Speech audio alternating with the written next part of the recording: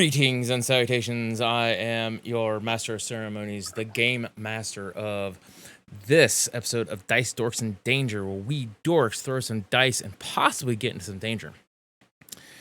With me tonight are the players who will be bringing their characters to life.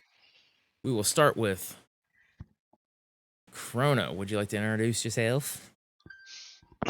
Hello, I'm Chrono. I will be playing Richard Castle. I am the captain of the ship, and it's going to be a very entertaining session tonight. I hope so. I hope everybody has entertainments. All right. So then we will drop down to Zorus, the man. Them in Bones, I'm playing Zobros. Well, Mandalorian sharpshooter at the moment, and who knows, maybe she'll have some fun. Possibly, you never know. All right. So on the bottom of our screen, Jinja Ninja. Introduce yourself. Yo, what's good? It's your boy, Ginger Ninja 042. Sorry, I'll be fine. playing Adamox F, a mercenary who likes to stab things and is very bad at doing so. I can attest to that. We have some episodes that have shown this fact. If you'd like to know all the inside jokes, you can actually head over to YouTube because we've set up all the VODs over there, so you can actually watch from the beginning of this, I'm just going to call it debauchery, all the way up to now. So, a quick recap. Are we just gonna skip the Wookiee? Oh no, yeah, sorry, my bad, Crom. You can rip It's my like, arm. well, I guess I'm not important tonight. You can rip my arm off later in game. Gellius, my bad. I'm Gallius, and I'll be playing Crom tonight, and apparently the DM has forgotten I exist. It's because I jumped to Adamox before I jumped to you, and I've been doing it in a certain order, so my brain just immediately went to, okay, we're done. Okay, we're done. We're pretty much. All right, then. So, quick Don't worry, I recap didn't now forget that the Wookiee. everybody has been introduced. Actually introduced. The crew of the DP-28 has taken a job to drop off some supplies to PowerPoint Station to Ranix the Devorian, who runs a gambling casino bar, the Sin Den, a place of debauchery, quote unquote.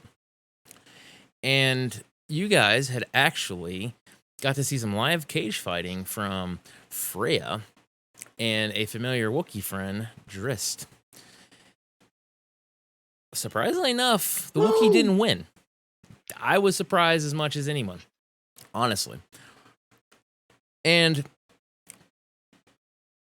one thing I do want to note, which I believe was in the crawl, is that Ranix has actually asked Richard to transport a box with something rare and important to Mojo the Hutt on their planet of Corbin Deltas.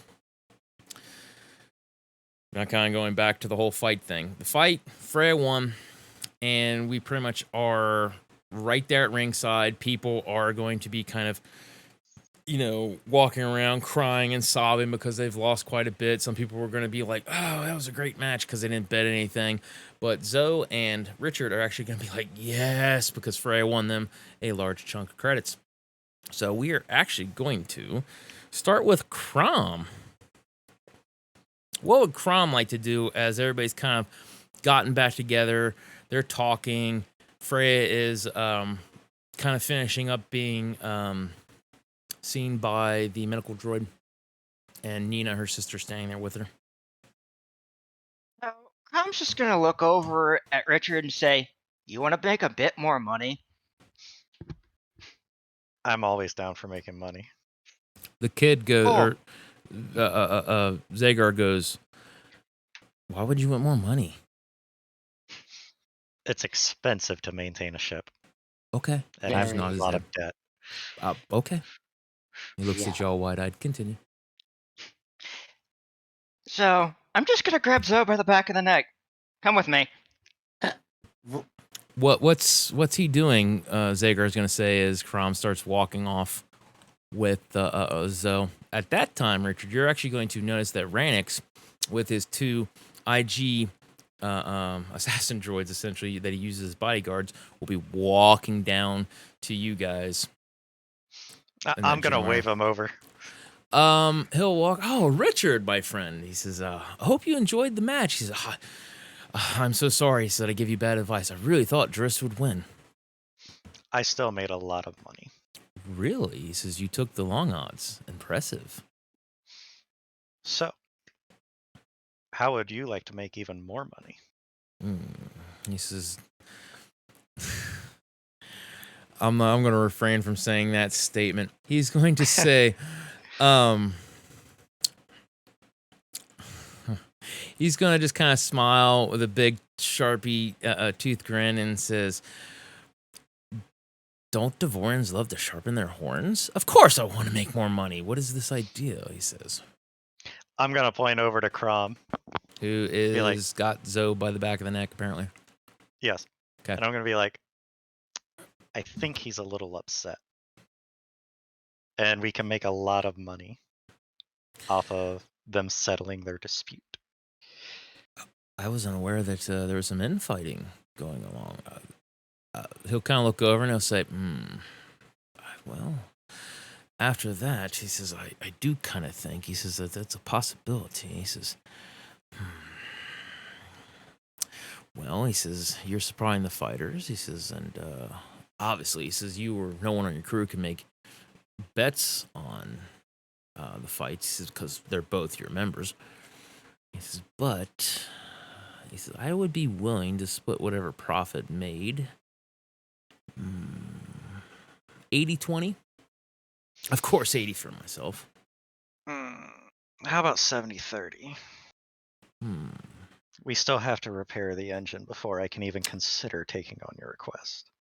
He nods his head and he says, well, I understand. He says, I understand. He says, but I have much more expensive things than a ship to repair. I'll give you 25, he says.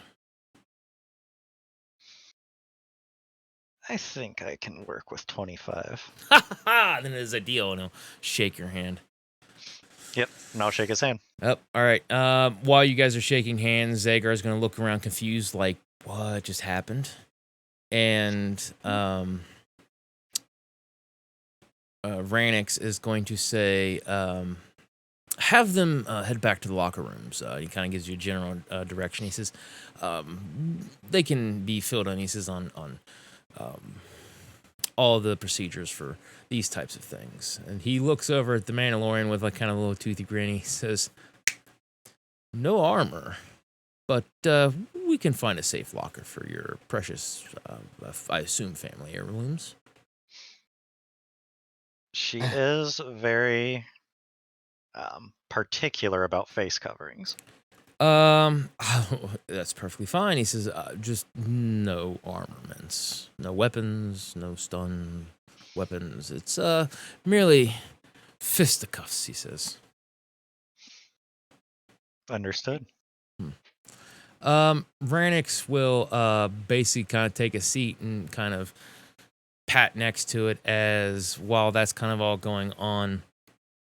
Freya's gonna walk up and slap Zoe really hard on the back and say, overheard, you're going to fight a Wookiee. It's a lot of fun, she says. And as you look at her, she's already had the medical treatment, but like she's still got kind of a puffy eye and there's still like, you can see like a little bit of blood like down and things like that. And she's looking pretty roughed up. Well, here's hoping the ancestors and the Force got a good plan for me. Sure, she says. Just hand these fists. She just kind of, pats you again. She says, you're a Mandalorian. You're tough. You can do it. Oh, trust me, I know. Rule one, the most important rule, bob and weave. Absolutely. She says, you got this. You totally got this. And she starts walking past and she nuzzles up to Crom and she says, I'm betting on you. And she's kind of walks by as Nina just kind of shakes her head. Give me a perception spot. Perception spot. I still don't have spot, so pure perception. Correct. Oh, that's one in the wild.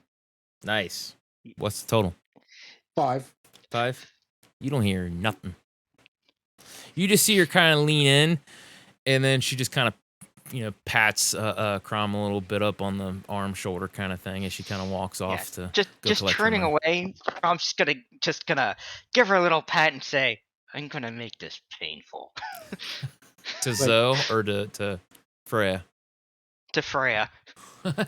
She No, laughs. shut up. She's, hey, like that. Just throws her arms up. She goes, I understand how tough you Wookiees can be. I wouldn't want to fight you. Nina's Zoe's just gonna point like, at I Richard doubt and that. finger wagging. What were you saying? Zoe's gonna point So- at Richard and double finger wag like, I need to talk to you for a second. Okay. I'll So, walk over. while you do that, let us see what Adamox wants to do. Adamox, this is all kind of going down. Zagar, the kid, he's just kind of confused, looking around. Soon I unsure. was just kind of sitting back near Adamox near Richard and the kid, just kind Yeah. of observing. Yep. So, Okay. yep. The which actually we can probably, not that I planned this or anything. Whoop, we can actually move over a map here and get that adjusted. So, but yeah. That's a pentagon, all right. Yep. Pentagon that does have 8 sides. Yep. Alrighty then. Shapes So are yeah, shapes. you're pretty much just that's kind of the way I see it personally. In the general area around there. Yeah. Looks like you're generally like right around here.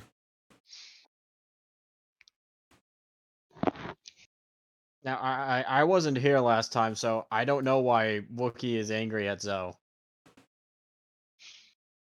I made a comment like, ooh, fighting Wookiee. That sounds like a fun time. Sounds like a challenge. I didn't say it like I didn't say it in any So- disrespectful tone either. So, She just but, said that sounds like challenge. but the way you worded it, it sounds like you wounded his pride. Possibly. At least in Adamox's head brain guess. Hey, I mean, that's possible. Anyway, I'm gonna look back at the kid and I'm gonna go, you seem confused. She was also clearly Very. trying to flirt with someone. So What what you need clarity on, kid? I just I don't understand why suddenly you guys are wanting to fight for money, and I'm confused. I don't have. Well, for one, we're broke as all get out. Richard made that clear. It's just I don't understand because of context. He says. I'm pretty sure, just my own head canon here, but I'm fairly confident that Zoe's comment earlier about wanting to fight a Wookiee hurt Crom's side up. Zagar kind now of he takes wants a to- moment and he says, "What? No." He says, "I don't think it was that." He says, "There was many times." He says, "From the time I met you," he says that Crom seemed to be aggravated with her, but maybe this has been building." He just kind of shrugs his shoulders, throws up his hands. He goes, or maybe it did wound his pride. I don't know. I don't have experience with Wookiees, he says. That may have been the straw that broke the camel's back then. I don't pay attention to freaking ants. the job's done. Yeah, he says, I agree. Totally agree. I'll will just assume that DM wants to pan somewhere else here. possibly. But yeah, as Game Master pointing out, being broke, this does kind of also help get more money. All right. So let us jump to Zoe and Richard. So I walk over there. I'm gonna go deal with this. Go there, take my armor off. ... I'm handing it to you. I'm not leaving that stuff alone. Let's just say, Okay. Jim. Zoe would know that some people would pay some money for Mandalorian armor, right? Oh, yeah. Mandalorian armor is a status kind of thing. Even, Yeah. even in the time of the Empire, to kind of put it in perspective, things like lightsabers and like Jedi artifacts also fetch big coin. Mandalorians have got just as long of a history, and their stuff's just as prized 9 times out of 10. Yeah. So basically, I'm gonna make sure you have my stuff. That's fine. Okay. I can hold it for you. Much appreciated. I So- did not like that grin on his face. So I've done Right, business with him quite a bit. Yep. So you're basically going to disrobe all of your armaments, all your weapons and things. That are you going to try to hide anything? You're going to try to tuck something away, or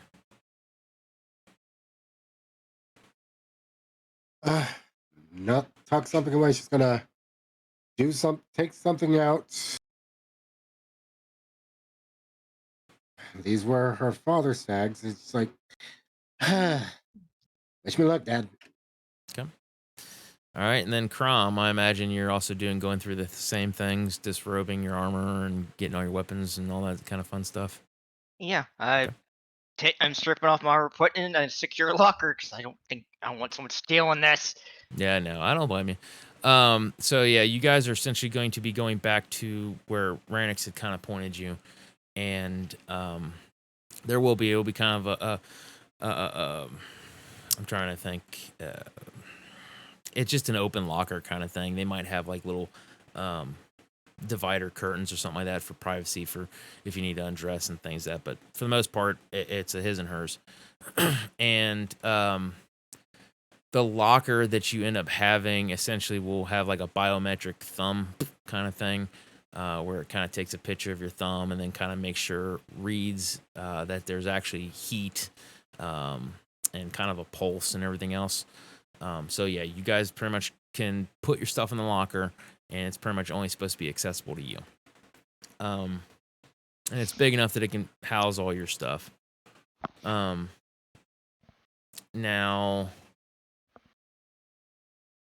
you guys are going to be talking with, I'm going to say, Giselle. And Giselle is going to be a, what species have I not used? She's going to be an Athorian.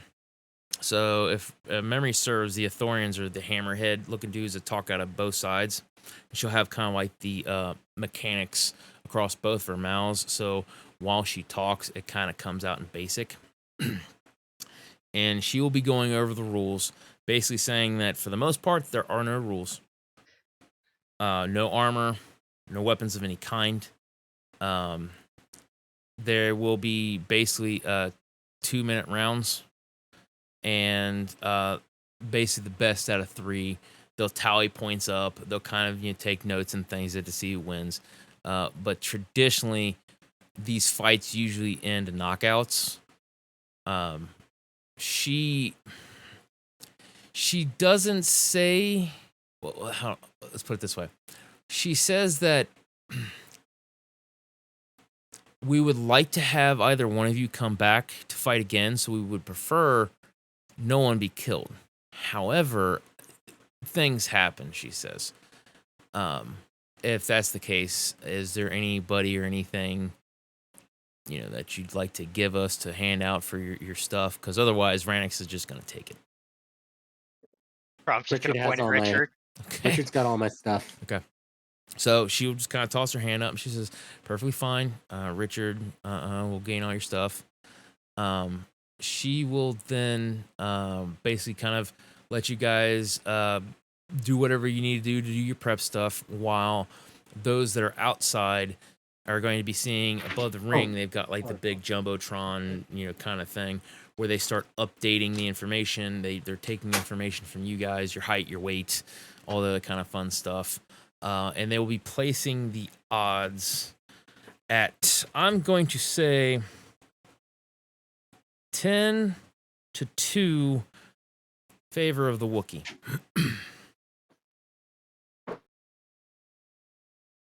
Yeah, I'm not surprised.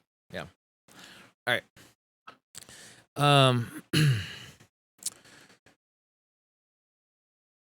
Now, as you guys are doing your prepping stuff, Richard, was there anything specifically you wanted to do? Did you want to stay there? Did you want to go back to your seats? I was gonna let Zoe go back, change into whatever Zoe's going to change into, and then wait for the armor.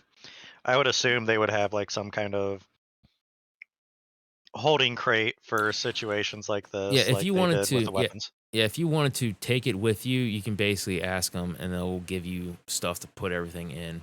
Because especially the fact that you run things to Ranix, you're kind of known amongst the staff, so they kind of trust you a little bit more. So they'll give you one of the nice ones to kind of put all of her stuff in. As to where like Freya, it was literally just here's your weapons, like enough to put a few things in, but it wasn't like she couldn't fit her sniper rifle in there, her armor and things of that. So alrighty then. Now, once you got all that stuff, are you gonna stay in the back or are you gonna go to your seat? I'm gonna go to my seat. Okay. And set the box right next to me in plain view. Okay. Of me. Okay. So. Watch someone actually try to steal right from under his nose. Yep. Alrighty then. So I'm gonna move tokens around just a little bit. Okay. I am sitting next to Ranix, aren't I? Yeah, you are sitting next to Ranix. So Jada's on one side, and then Ranix is on your other side. So it'd be a really bad idea for somebody to try to steal it in front of us. Yes. I mean, I would give them kudos for trying. Yeah. This is why I did that. Yeah, so this is essentially Ranix's personal seats. So they're just a smidge closer to the ring. They're basically courtside seats, quote unquote. And he's got his 2 IG units that are basically standing behind you guys. So they're going to have to go through the droids before they even get to you guys. Ranix is going to lean over to you and say, so have you been able to talk to your crew yet about the job? I'm going to do that when I distribute the money. Oh. I figured right after the fight, this seemed like a really good time while you still had a lot of people here to bet. He nods his head and he says, yes. He says, this definitely wasn't on the card. He says, but it's not the first time something like this has happened. He says, and a lot of times, these random fights, he says, do draw in just a little bit more, he says, than the cards. People are just itching, he says, to get money back after they've lost credits on stuff like this. And surprise fighters are always something that draws attention. Oh, absolutely. Jada will lean over to you or just kind of look at you, and she will say that she was able to find the parts that she believes she'll need. It only ran her about 350, not 350, 3,500 credits. And then her and Adamox, before they came to the send-in, were able to drop everything off. Kit's already starting on some of the minor repairs and things that she trusts Kit with, but she's gonna have to definitely look at the rings herself.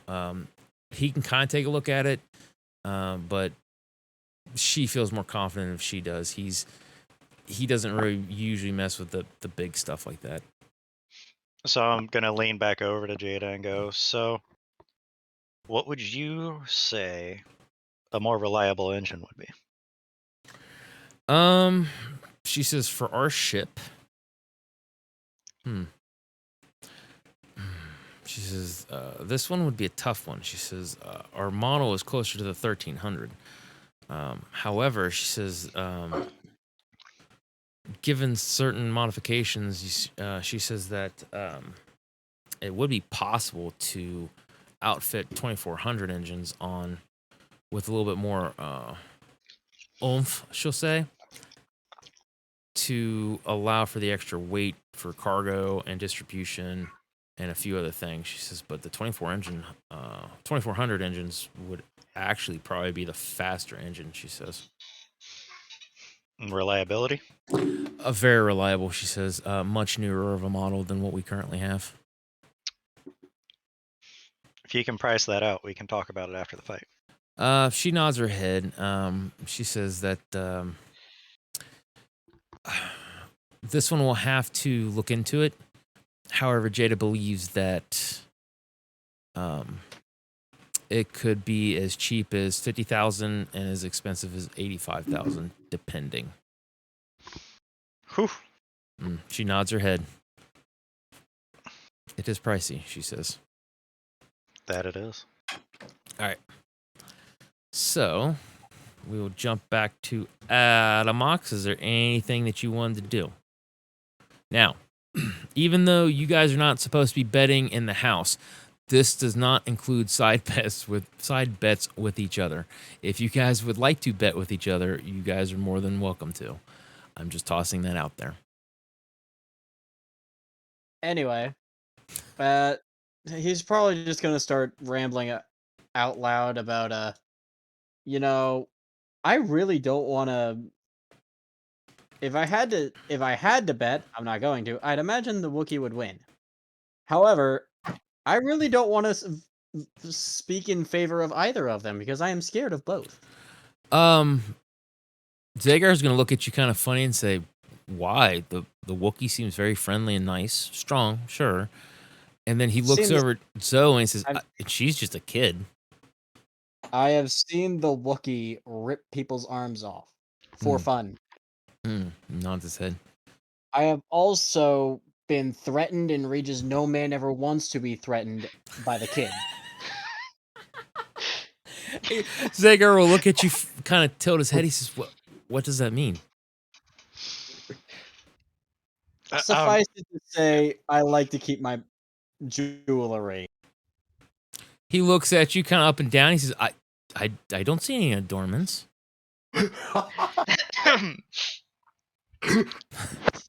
Might I? I was gonna smile and try to ignore that comment. Yeah, if you want to add in, Richard, you can. Yeah, say out loud. I'm going to put my hand on his shoulder and go, he's talking about the bits right below the waist. Oh, he says. All right. So while that's all good. I was just wrapping up and saying, yeah, the kid can be surprisingly terrifying. He nods his head. He says, "Okay, I will have to trust you on that." So having wrapped that up, I want to kind of take the time just to kind of let the audience know and then let the players know. I have run my fair share of games, and sometimes when a player and a player do these types of things, sometimes things can get heated. Please, everybody, remember, it is just a game. For the most part, whatever happens, happens. Just c'est la vie. I ask that you don't try to kill each other. I'm basically setting the rules to, unless you guys state otherwise, okay? Any damage dealt will be additional or will be stun damage. So rather than going from stun to wounded twice and all that stuff. It'll all be stun damage. Correct. So how this works is the number in front of your dice and strength. So 3D, if I'm not mistaken, for Zoe, and it should be 5D for Crom, okay? In order to knock Zoe out, she has to be stunned 4 times. So exceeding 3 stuns, she's knocked out. Crom needs to be 6. Okay. Saying that as well, if for some reasoning, when you guys do your strength checks, okay, if there is a difference of 16 or more, it is an immediate knockout. Very similar to an immediate death. But it's just, you're not going to kill, you're just going to be knocked out. Okay, so like I said, unless you guys state anything otherwise, this is all subdual damage. Okay. Imagine Zoe gets the instant knockout luck.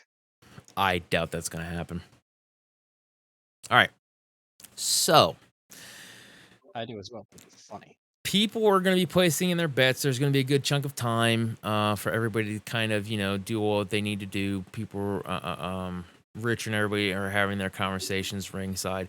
Branix is going to basically, since he's there, there's going to be all kinds of food and drink that's brought out for him and everyone that's there. Whatever you want, it's there for the taking for you guys. There'll be light banter about various different things and various different games, profit margins, and so on and so forth. While I imagine Crom and Zoe are basically in the back, kind of getting in the zone, stretching, doing whatever they need to do. So when the time comes, you guys are basically both going to be heading to the ring as it's getting closer and closer. You're going to be noticing the board that, once again, it's going to be displayed in multiple languages. It's going to have your heights, your weights, and all that other kind of fun stuff that's put up in there. People will be siding with Zoe. People are going to be siding with Crom. You're going to kind of be able to pick out people that are going to be cheering you on, and just kind of like, yeah, get her. Yeah, you can do it. You can beat the Wookiee. We've seen it happen. Like you guys are hearing positive stuff. And at the same time, you guys are going to be hearing negative stuff like, boo, walking carpet, you suck, Mandalorians rock, and, Mandalorians ain't got nothing on Wookiees, and, like, all the standard stuff. So, at that point in time, you guys are going to basically walk into your sides of the arena there. The doors are going to be shut behind you. All right.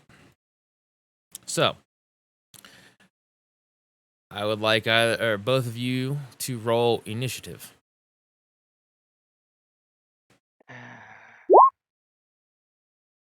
14. All right, Zoe's got the 14. Alright. Let me just roll 2d2. Yep, just straight perception. So 2d2 or 2d6, excuse me. I got an 8. You got an 8. So Zoe, would you like to go first? Zoe go second. Okay. How many actions would Zoe like to take? Now, as a quick aside, the players will know the amount of actions, but the characters do not. Try not to metagame this because this can be very hard in this system. So, honor system. All right. So, how many actions would Zoe like to take? 3. 3. All right. Crom. Take 2. All right. To speed. Just to be fair, I took my headset off. Yep, you're fine. To speed things along, okay? I will allow movement to be a free action, okay? For this particular combat, all right? Since you guys are relatively confined, everybody kind of sees what they can do, and like I said, it'll just kind of, it'll bog it down if we do it traditional ways. So, movement will be free action. You can move your 30 meters or 20 meters or however many meters you can move. So each square is going to be yeah. We're going to say 2. I know what it says on there, but there'll be 2-meter squares. I'll change the math. All right. Let's see. Zoe's movement again is... Where are you? All right, should be changed now. Okay.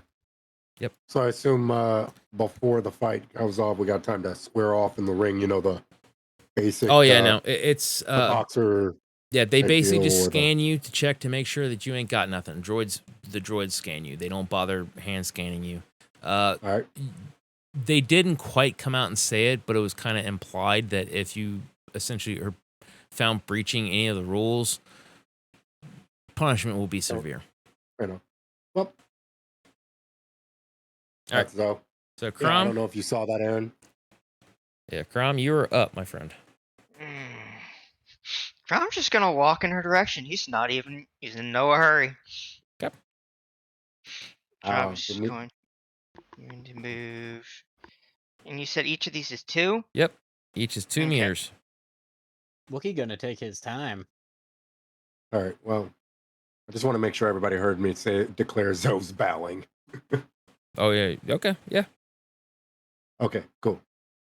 Just wanted to make that clear because pre-combat thing, it's an honor thing. Yeah, I'm just gonna look at her. Just shake his head and just look at her. Okay. Alrighty then. So it seems like Crom is actually going to be allowing Zoe to go first. Okay. 2, 4,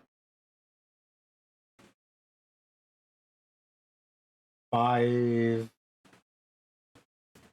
That's the full 10 right there, all right.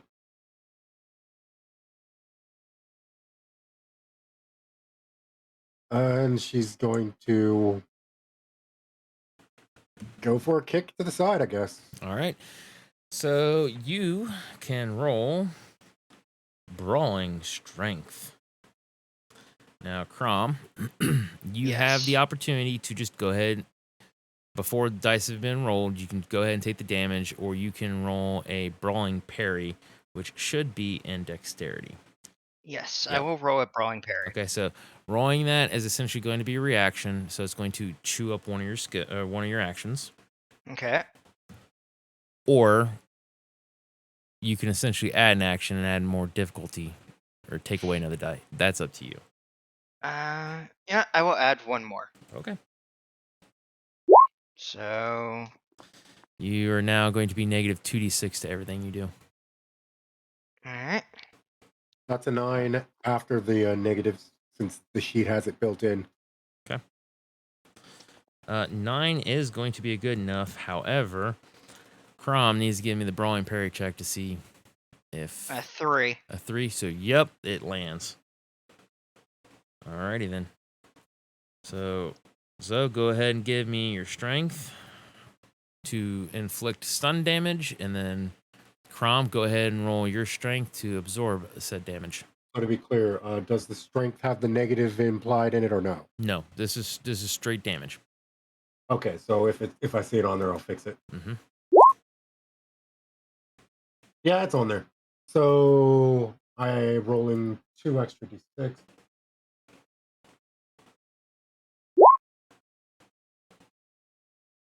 So that's 10.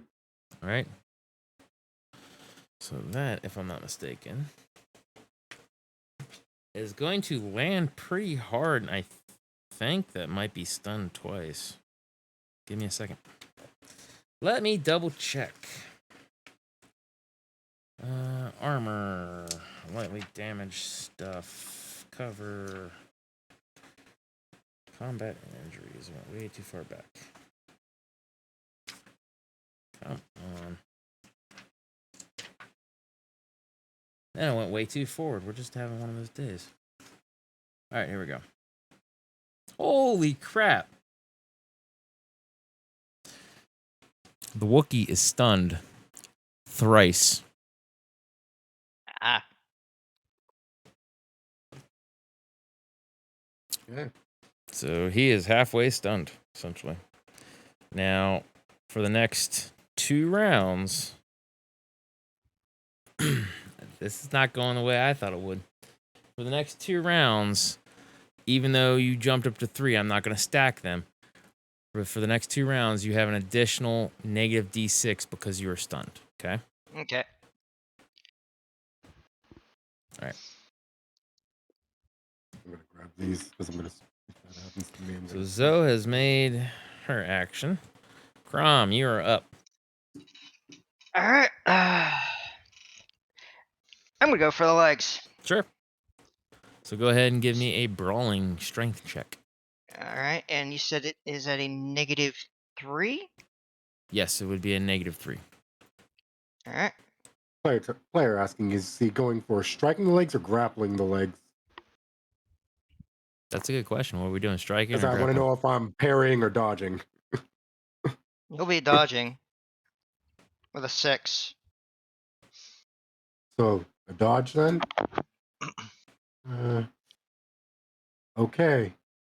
Here we go. Rolling that. I guess I'm going to roll that dodge. Roll that beautiful bean footage.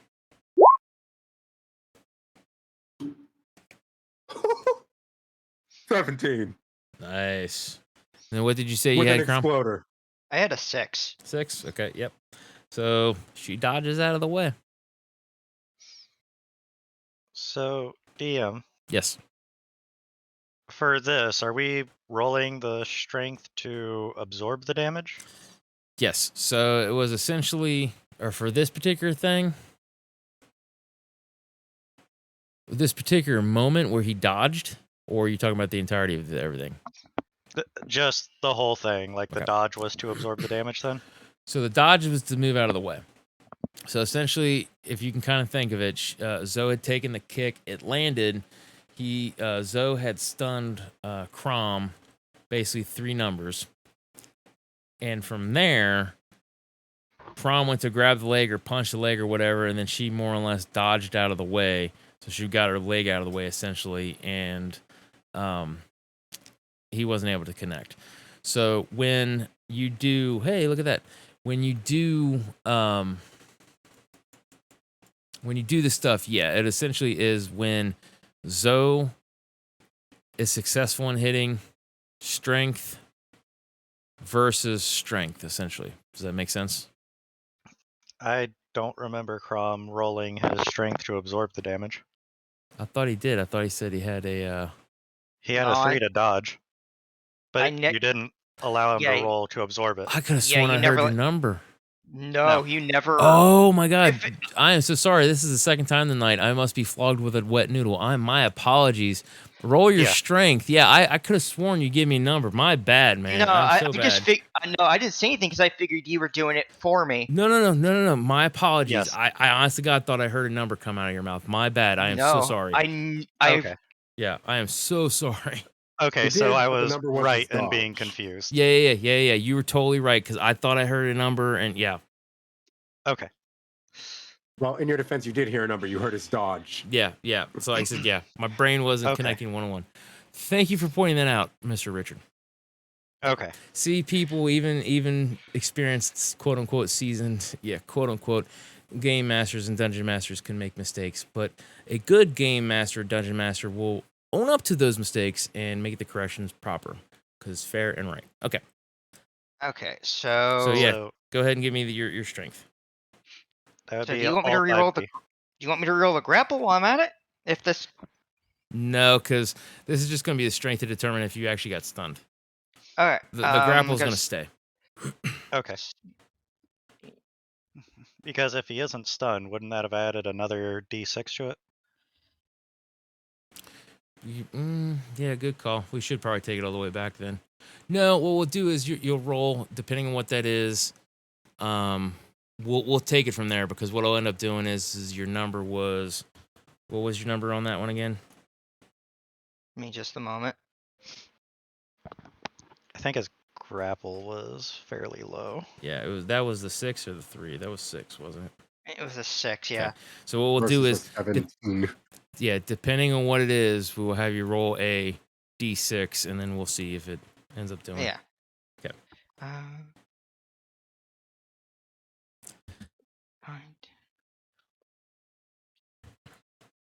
14. 14. So yeah, no, you wouldn't have been stunned at all. So yep, you can go ahead and roll that d6. And we're sure that it was a 6, right? Pretty sure because I only had 2D at the time. Okay. So Okay. it's a 6. All right. So 12, and then Zoe had what? 17. Yep. All right. So yeah, the results are still the same, but at least it's fair. All right. So now that got me all confused. You went to grapple. Now it's back to Zoe, correct? Zoe has 2 actions left, and then Crom has 1 action left, correct? I believe so. Okay. Zoe Thank took you. 3, I believe. Yeah, Zoe took 3, Crom took 2. All right. Yes. Thank you. All right, so Thank Zoe, you. your turn. Okay. So, Zoe's gonna go for the leg. Gonna Alright. attempt to sweep the leg. Sure. Sweep the leg, Johnny. What am I rolling again, Brawl? Brawling. Or is- Brawling. Sorry. Okay. I had to ask if that was Dex or strength. No, because brawling sweep strength. the leg and all that. Yep. Still strength. Can't blame me for asking. You let me That's roll a 9. dodge. Sure. And you said just from my brain, I am still at -2 or am I at -1? You're at -2 because you had taken 2 actions, but then you had done I believe it was brawling parry or something like that, which you did that extra instead of burning up an action, which ended up taking you from the -1 to -2. All right. So. And I got a 13. Okay. So you are burning up your other action, correct? Your last action in order to do the dodge? I believe so, yes. Okay. All right. So 13 now becomes the new number to hit Crom.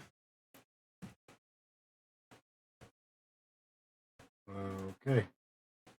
So I've got one more shot at him, right?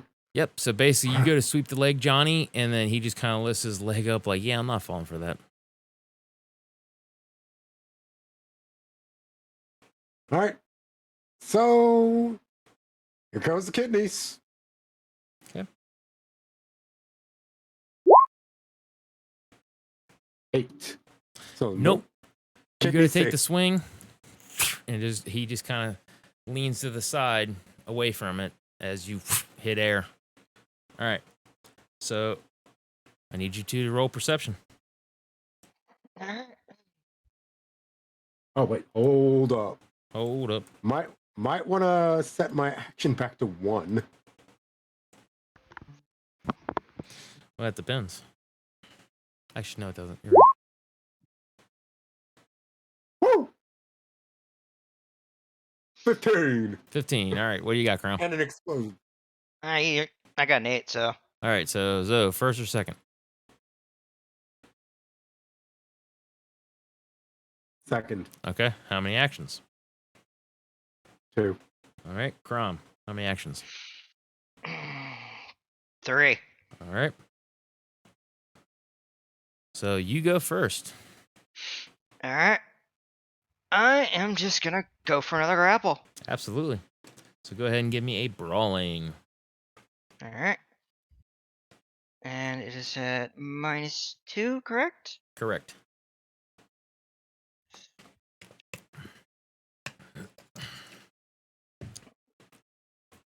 Do I need to roll anything against that grapple? If you so choose, you can. You can burn up an action for a reaction to roll something, or you can use a reaction and then gain an additional negative. It's your call. Hold on to your number, Crump. Don't tell me yet. I do not want the Wookiee to hold on to me, so I will burn an action for aid. You're burning an action to do it? Okay. Yep. So you're doing do not brawling, want- parry, or dodge. I'll do dodge. Okay. And for those watching that are familiar with the system, technically they're supposed to roll brawling, parry against brawling. However, I do like to give the option to do dodge to essentially move more out of the way. That's a 10. Alrighty then. So what did you have, Crom? 14. 14. You are grappled. So Zoe goes to move, and you move right into the Wookiee. You go, oh, well, a difference of 4. You kind of almost get away, and we'll say that the Wookiee ends up grabbing the back part of your knee and then like your hip. So you are now grappled by the Wookiee. And it is Zoe's turn. What would Zoe like to do? Let's see. What would be getting out of said grapple? Brawling. I'm going to have to brawl to get out of it, huh? Mm-hmm. Okay. I am going to attempt to get out of this grapple. Okay, so go ahead and hit me with the brawling. 4, I cannot recall if it's supposed to be this way in this system or not. But Crom. Oh, no, never mind. I have an idea. I think I remember what it is. So Go ahead and roll. He had a 14. You're gonna have to beat the 14. It just dawned on me. Ray. You know what?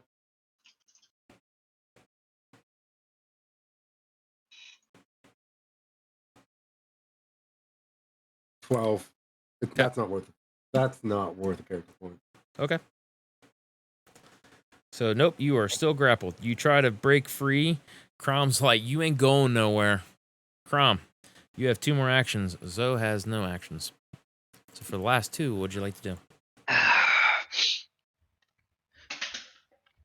Lift her up by the leg and slam her face right back down. Okay. We will consider that also a brawling. So, Yep. all right. So you go ahead and give me a brawling. You basically just kind of go whoop and slam. So at this point, since all actions have been burned, Zoe can Zoe can't. Am I rolling 2 strengths to absorb, or You will. I'm just debating whether or not you'd actually be able to use. I think you can react. I will have to look it up, but I don't think you can do anything once all your actions have been burned. fair enough? I'm gonna get crap from this from somebody later, like my brother or somebody. But you moron. So I Hey, do it's your- have a it's your question call. about that. Yeah. So 13, by the way. 14. 13. Oh, 13. All right. So what was the question, real quick?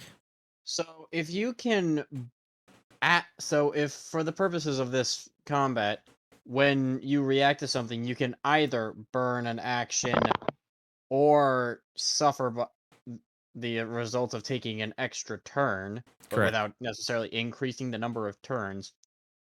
Then for the purposes of this specific roll-off, or whatever you want to call it, couldn't Zoe do the latter and take the results of taking, or take the detriment of taking multiple turns because as a reaction, Good. Somebody's paying attention. despite being despite lacking other realistic turns? Good. Somebody is actually paying attention. I will allow that. I mean, I heard GM make a call and I went with it. I'm like, No, I it's know. his game. I know. I know. Yeah, 'Cause I like was this- just asking for I was- clarification. If I he had was said leaning- no, I would have let it. I would No, have I let it know. fly. I was leaning on the no part, but you spoke up. You said something. Technically, you're right. So we'll go ahead and roll it that way. I mean, I only took 2 actions, so that's a -1. If I take a third action, that turns that to a -2. Correct. Yes. So if you choose to react to this, it would be as if At you a had minus- chosen to take in 3 turns. At a -3. May I do that? Yeah. Okay. Bumping it up. Do your worst, Wookie. Am I rolling again? Nope. Your roll stays. I wrote it down. Oh, Alright. so that was the roll, and now I have to. So what am I rolling as a reaction? You will be rolling a brawling parry because you're still grappled. You cannot effectively dodge. You have to break the grapple. So this will essentially keep you from being lifted up and basically breaking free. I do not have brawling parry. And then just strength. Dexterity. Dexterity. Excuse me. Oh wait, I have melee parry, but I don't have brawling parry. Brawling parry. Okay, so just They're dex? both still decks. Yes, Yeah, but they're different things. they are. aren't they? It's okay. If you don't have it, any additional dice in the skill, it's just dexterity. Because all I've got is melee, so dex it is. Don't forget your minus of the dice. The sheet automatically does that. Mm-hmm. Oh! So what did you say I had to go against? You had to go against a 13. I made a 13. So the fun part about this one is, in this system, and I know this one to be a fact, whoever initiated the attack is the winner. So Crom won. Fair enough. So, I didn't know how that. it was a I good didn't know how attempt. that one would roll. Yeah, it was a very good attempt, but Crom won. If Alright. the wild die rerolled 1 higher into a 3 instead of a 2. Yeah, it's like I didn't know how that worked, so I had Yeah, to you're fine. state it. It's okay. Like- So, okay, now this is where you guys get to use your strength. So, Crom, Mm-hmm. go ahead and give me strength, and then Zoe, give me strength. Alright. All right. I got a 12. I'm going to set this to 1 for right now. Strength, because it's a strength absorb. Just straight strength. Yep. 16. 16. Yep. So she bounces off, but she doesn't seem to be all that hurting. Now, you do still technically have her grappled, we'll say. Okay. So you can use your other action to attempt to go and do that again. Okay. Can I drag her? Sure.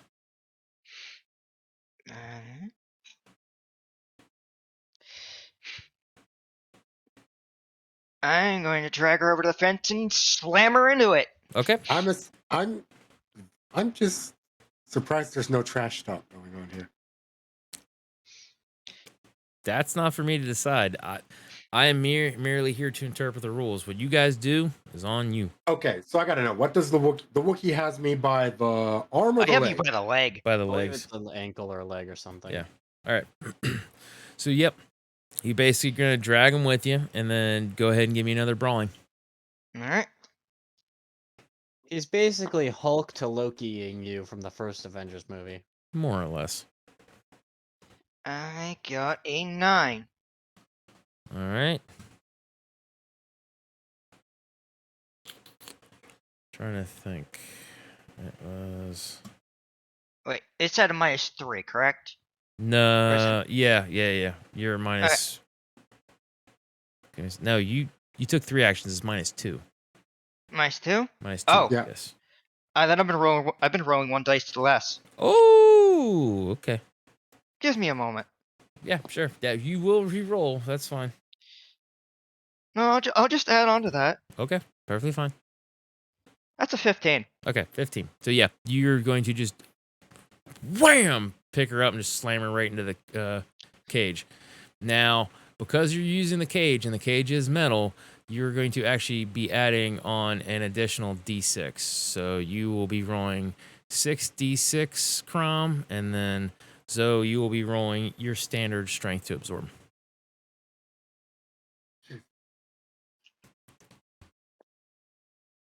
I love high dice. Let's see. 5, 10, 15, 18, 21, 22, 23, 24.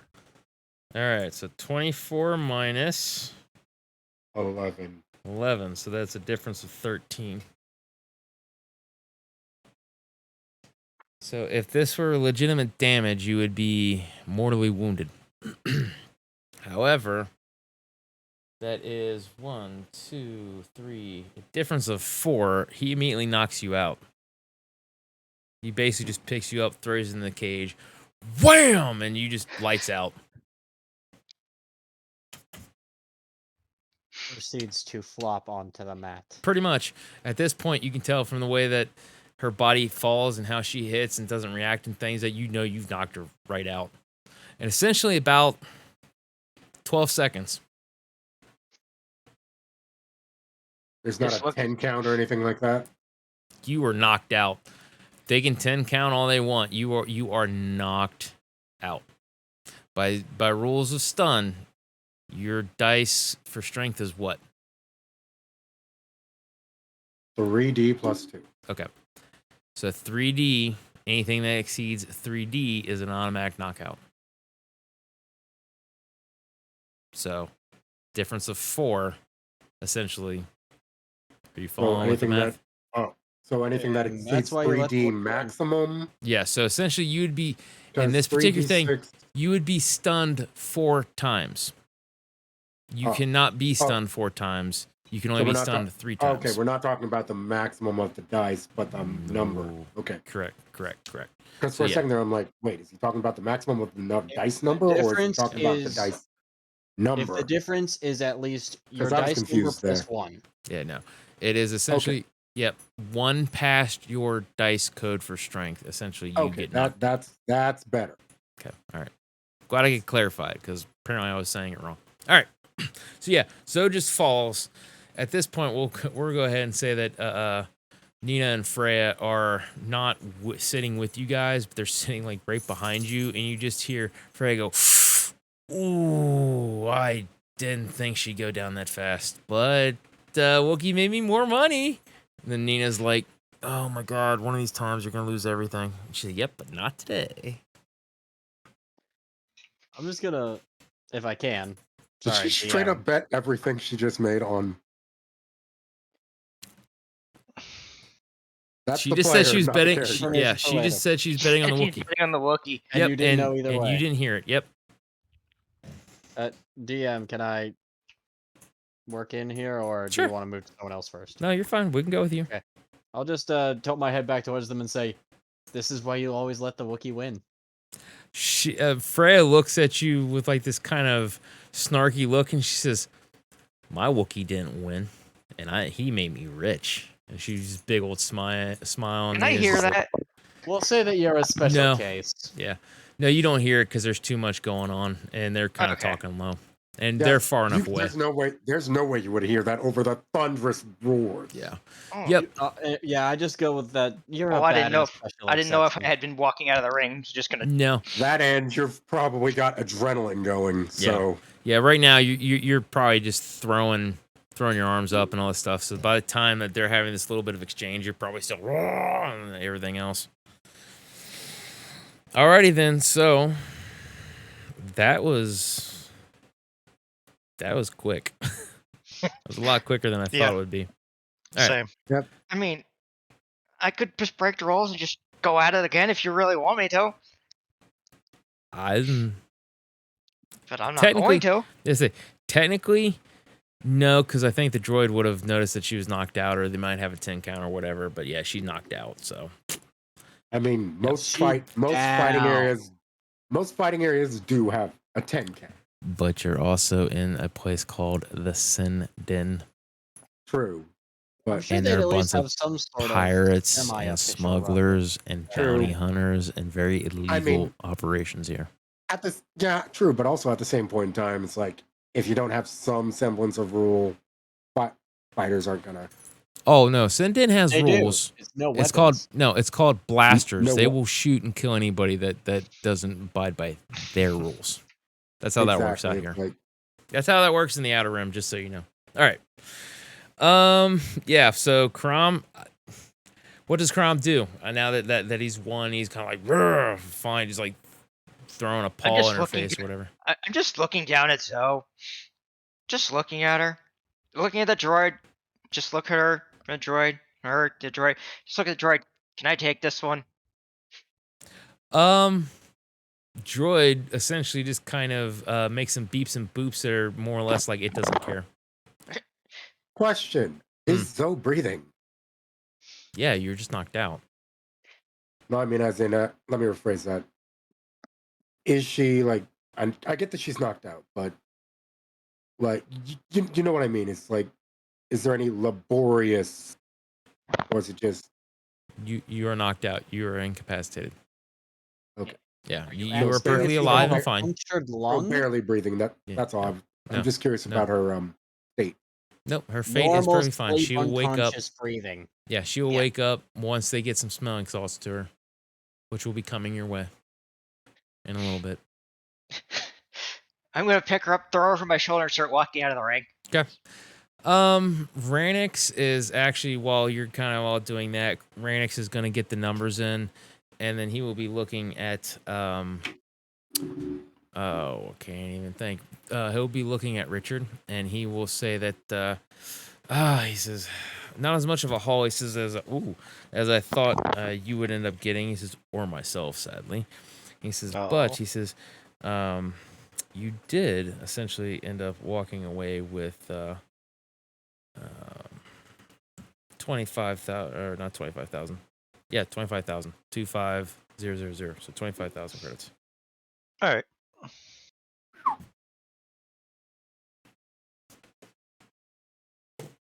Is that just from the 25% of the fight profits, or is that like including the job money from before? No, that's just the profits. The one that the fight with Freya and Drist was way more hyped, and like that'd been going for a little bit for bets and things of that. And a lot of the people, and a lot of the people that ended up betting this time probably weren't the people that lost out big last time. So that's probably why there wasn't a crap didn't ton. have much to. Yeah. They probably didn't have much left to bet. Absolutely. All right. So yeah, you're basically going to be 25,000 credits richer. Nice. I made you some money. Yeah. Give me head pats. Yep. Yep. I'm pretty sure Wookie would try to bite my arm off if I was the one to do that. All right. So yeah, once you basically get Zoe out, there'll be a medical droid that basically kind of comes up and says something to the equivalent of, "I'm here to survey the woman injured. May I see her?" I just drop her on the ground. There you go. The droid kind How of looks at hard you, do then you looks. drop her? I Yeah. just straight up drop you. Yeah. So Drop you like a You're- rock. the I droid walk looks away. down. Your full height. Yes, my full height. So It's not like he he's gets dropped. throwing you down, but he doesn't like. He's not gentle. I'm not about being it. graceful about it. I No. just let you drop. Yep. So it ends up falling. The droid kind of falls down and looks back up at the Wookiee. Looks back down at Zoe. Does like a little scan thing. Then realizes that all basically it needs is smelling salts, and basically just kind of whiffs those under your nose, and you wake up. You have a splitting headache. Everything from head to toe hurts and aches. Your back is on fire. Yeah, you don't feel good. It's like you fought a Wookiee. I was gonna look at Crumbs like, well thought. Just gonna look at you. It wasn't a fight. Ooh, snap. She. Ooh. That was cold. I mean, it was true. Don't get me wrong, but it was cold. Technically, for a minute there, it was, and then we ruled. It was 12 seconds. Yeah, it was literally a 12-second fight in that, and the only reason it was 12-second knockout. yeah, and the only reason it was hold on, the only reason it was I know looking that way though was because the GM had made a mistake, and Richard was kind enough to remind me that I didn't actually. That was the joke. Yeah. Okay. When you say joke, I say sore loser. Anyways. No. Do I look angry at all? The only reason the player's a little angry is because you dropped her at your full height. Anywho. That's right, you're still fine. You took no actual damage from it. No, you didn't. There's nothing nefarious that happened and things like that. Like I said, it's just He just sack of potatoed you. pretty much. So yeah. Thank you for that entertaining moment. That was very much appreciated. All right. So yeah, you're basically gonna be woke up. Ranix is going to stand up, Richard, and then he will basically say that once you've made your decision, he would like you to meet. He would like you to meet him in his office to give the answer essentially and everything else. Will do. And then he'll basically say that you can go. He'll hand you kind of like he prints. Let's put it this way: he has like a data tablet and essentially prints off like a little ticket thing that he rips and then hands it to you. It's basically kind of like a voucher to get your credits. He says, "Just hand this in." He says, "To get your money." He says, "And thank you for that little extra bit of coin." Appreciate it. We both made a decent profit. Yes, we did. He says, more than I thought I was going to be making today. He says, but remember, he says, you could make just a little bit more money. He says, get closer to getting that, if I heard Jada right, the YT-2400 engine. Good engine. Good ship, he says. Yes. He says, well, he says, I'll wait to hear your answer. And then he walks on as the droids will basically kind of follow him. Yeah, and you guys can do as you see fit. So, Richard, we'll go with you. What do you want to do? I'm going to tell everybody that we need to head back to the ship. Got some business to discuss. All right. So we will go ahead and screen swipe. You guys are back at the ship. So I kind of imagining has the ice pack on the head. Go ahead. One question. Before you do the side swap, which location has the better showers, the ship or here? Probably about the same. It doesn't really matter. Okay, then. Yeah, they're not going to spend a lot of money on that kind of crap. I mean, it's called the send-in. So, I mean... Yep. The ship would probably be a little bit minutely cleaner and more familiar either way. Yeah. No hole peepers. Once again, well, that got the blood running. And then it got it stopping, but still it got it running. All right. So screen swipe. Back of the ship. So, like I said, I kind of imagine having the ice pack or whatever on the head. You guys are probably going to be sitting around the, which we can actually represent. You guys are going to be sitting around. Oh, it's going to be one of those map days, is it? All right. Yes. I'll It is. assume it was that room over there. It's going to be, yep, right there. Wow, that is whoop. All right. Ooh. So, Zoe, what did we learn? That's my favorite saying. Well, I didn't learn anything. I already knew Wookiees hit hard. Yes, but now you And a know good- not to a good- instigate them. I didn't instigate anything down, did I? Okay, that's not what I saw. All right.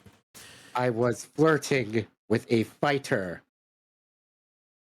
Would Zoe know that Crom overheard her? You would have Oh. no idea.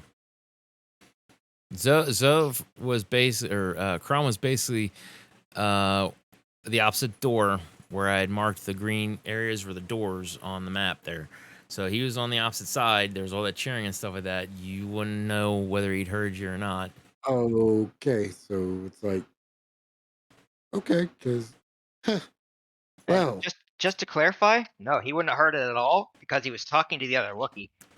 fair enough. You're right. Okay, so that line about flirting did not happen. It Look, did. It did. but as far as you know, that's why Yeah. it happened. You've said it twice now. So yeah, it happened. Okay, so yeah. Either way, I already knew Wookiees hit hard. I mean, let's just say I've spent some time dealing with Wookiees, other than that one. As you two are talking, Zagar is going to lean into Crom and say, when we were sparring, I took it really easy on her. I'm assuming you did too? He kind of questions. I just look at Zagar. I didn't even try. He nods his head and just kind of pats on your shoulder and things. And he goes, okay. And he just kind of smiles a little bit. I'm gonna look at everybody and go, okay. So, first, made some good money on the fight, some good money on the delivery. So, to help maintain upkeep of the ship, everybody made 4,000 credits. That'll include you, Zagar. You did help out here. He looks at you confused. He's, well, thank you. Anybody that works on a job gets paid. He nods his head. He says, well, that's appreciated. He says, that'll help replace the credits, he says, that Master had given me for my trip to find the Morgan Katarn. I wish you the best of luck with that. However, we also have another job. If we're interested, we can be delivering a very unique droid to a hut. Whoa. Droid. What kind of droid? A very rare kind. Does We're it not talk- really we're not matter if talking- we deliver it, we get paid? Yeah, I kind of want to know if we're hauling a destroyer that could destroy us at any moment. Well, if we don't attack it, it won't have a reason to. Droids can malfunction. Sorry, kid. Now. So, this droid is well secured, well shielded. It will not activate on accident. Okay. As you were, boss. So, do we want to take this job? Pays pretty well. We kind of need to, because the more random jumps we do, the better. You know me. If it pays, I'll do it. It's like, that might be me being paranoid, but we don't know if we properly shook whatever we were trying to shake. Look, Yes. I take jobs, I shoot Shab, I get paid. End of discussion. I'll Richard. follow Captain. Wherever you go, I'll follow you. I owe you that Same. much.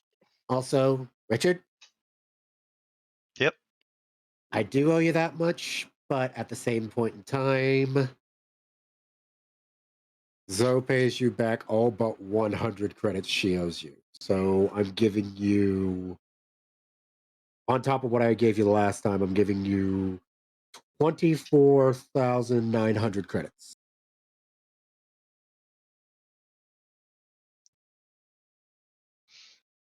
All right. So So I will subtract that from what I got. I will take that. We are all in agreement. Yep. I'm I agree follow with wherever you. you go, boss. Your lead, Cap. I'm gonna look at Zagar and go, "Are you wanting to tag along for the next jump?" Zager will kind of take a moment, close his eyes, like he's giving some thoughtful contemplation, and say, "Yeah." He says, "Yeah." He says, "Something tells me I shouldn't be staying here. I don't know why, but I shouldn't stay here." I mean, it might Probably have the something to do with the fact that these are a bunch of pirates. He shrugs his shoulders. It's a gut instinct. It might be that. I don't know. While there are, while there is, probably doesn't help. while there is honor amongst thieves, not that much. Zager will Alright. look at you confused and say, I've never known honor amongst thieves. Thieves are thieves. It's a saying. So It means that it's someone's honor amongst gotta- thieves. Two People other have thieves. codes. It's like people got codes amongst their people. Essentially. Oh, okay. So I'm going to get on the comms and ask Jada if she has an estimate for me. Estimate 4. The engines.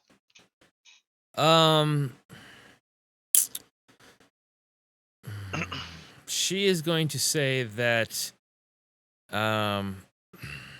she can do the vast majority of the work, but there is going to be some install payment that's going to be needed, removal of the old parts. We can sell the old parts to make up a little bit. We can probably even sell those back to Bipto, because Bipto can use them for the other dinner plates. For everything that Jada wants, this one believes that it will cost 75,000 credits for the ideal engine setup.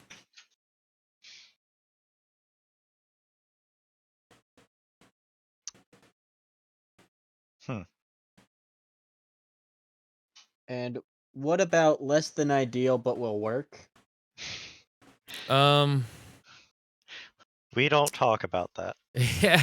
We want optimal. When you are dealing with our livelihood, nothing short of optimal is acceptable. Have you ever been stranded in the middle of Is that right, space? Jada? Optimal and ideal. We want optimal, but Jada ideal, will say, what was the price that I quoted? That is the most ideal, she'll say. How long would that take? She will say that this one cannot acquire the parts here. It will be something that will have to be acquired at Corbin Deltas, at a shipyard. However, this one is not 100% sure if they have all the parts of the engine and things that readily available. It is possible they may have to special order it from Corellia. That would take weeks, she says, if that's the case. If They have the parts, luckily. She says to rip out the old engine and to put in the new engine would take at least half a week to a week. And that's double timing it, she says. All right. Gonna put that on hold for now. So, DM, the thing that you texted me about. Mhm. How long would that take? That could actually be purchased here and would be easier to purchase here. And Jada can have that installed probably 2 days max.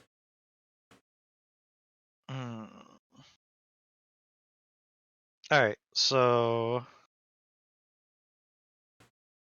let me bring that up real quick. So I will go talk with Jada about that. Okay.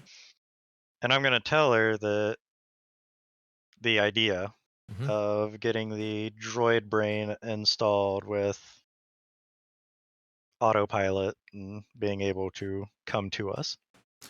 Jada will say in this one's excursion to secure the parts that we needed for the DP-28, this one believes Jada had seen a droid brain that would be relatively feasible. This one doesn't know if it was new or used. Jada will say that she's confident that she could have it installed about a day and a half worth of work. All right. So go ahead, give it a once over. Here's the credits for it. If it's in good condition and worth installing, let's go for it. Trust your judgment. All right. Now, it was 19,500 something that I put on there. That was the base price. The price 19,525. Yep. So the price that she recalled was 21,000. She will try to haggle it, but expect to hand over that much. If she has anything extra, she'll bring it back. So I'll hand her the 21,000. Yep. And whatever she brings back, she brings back. Fantastic. Alrighty then. So Jada will nod her head as Kit will kind of come out of like this little we'll call it like an air duct or a utility duct or something like that kind of he goes through to work on some of the wiring and things like that. Kit will come down and he'll start kind of beeping and booping at Jada. She will kind of, well, that is good news, she says. She will then look at you and say that the Energizer rings were not completely welded.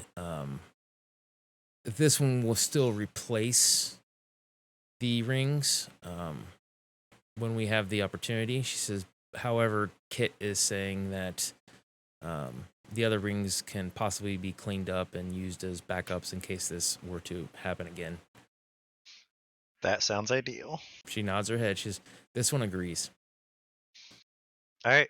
So I'm going to go let him know that we have accepted the job. All right. I will take your input. Do you want to deliver what's the name of that sector? Dark sector? The unknown regions? Or are you the talking unknown about regions. Yeah. Yeah. Where he gave you a name of the race. Do you remember it? I don't remember it right off. Oh, somebody's not been watching their video VODs on YouTube. For shame. That's why I post those things. Yeah. Okay. But yes. Ikozix was the name. You would remember that, the Ikozix. Yeah. Yeah. So I'm gonna tell Jada it's an Ikozix droid. and we're delivering it to a hut. Jada might know about that. Go ahead. Was that out loud? Out loud in her room, away from you guys. Oh, okay. Yeah. I didn't hear that part. Sorry. So No longer present in this. I can't move my token, so What again? yeah, I can't move my token. What the crap? I thought I fixed that like 3 times already. I just figured you didn't want me to move, so. No. Oh, No, you're gonna stay put. You're recovering. Yeah, you're staying put right there.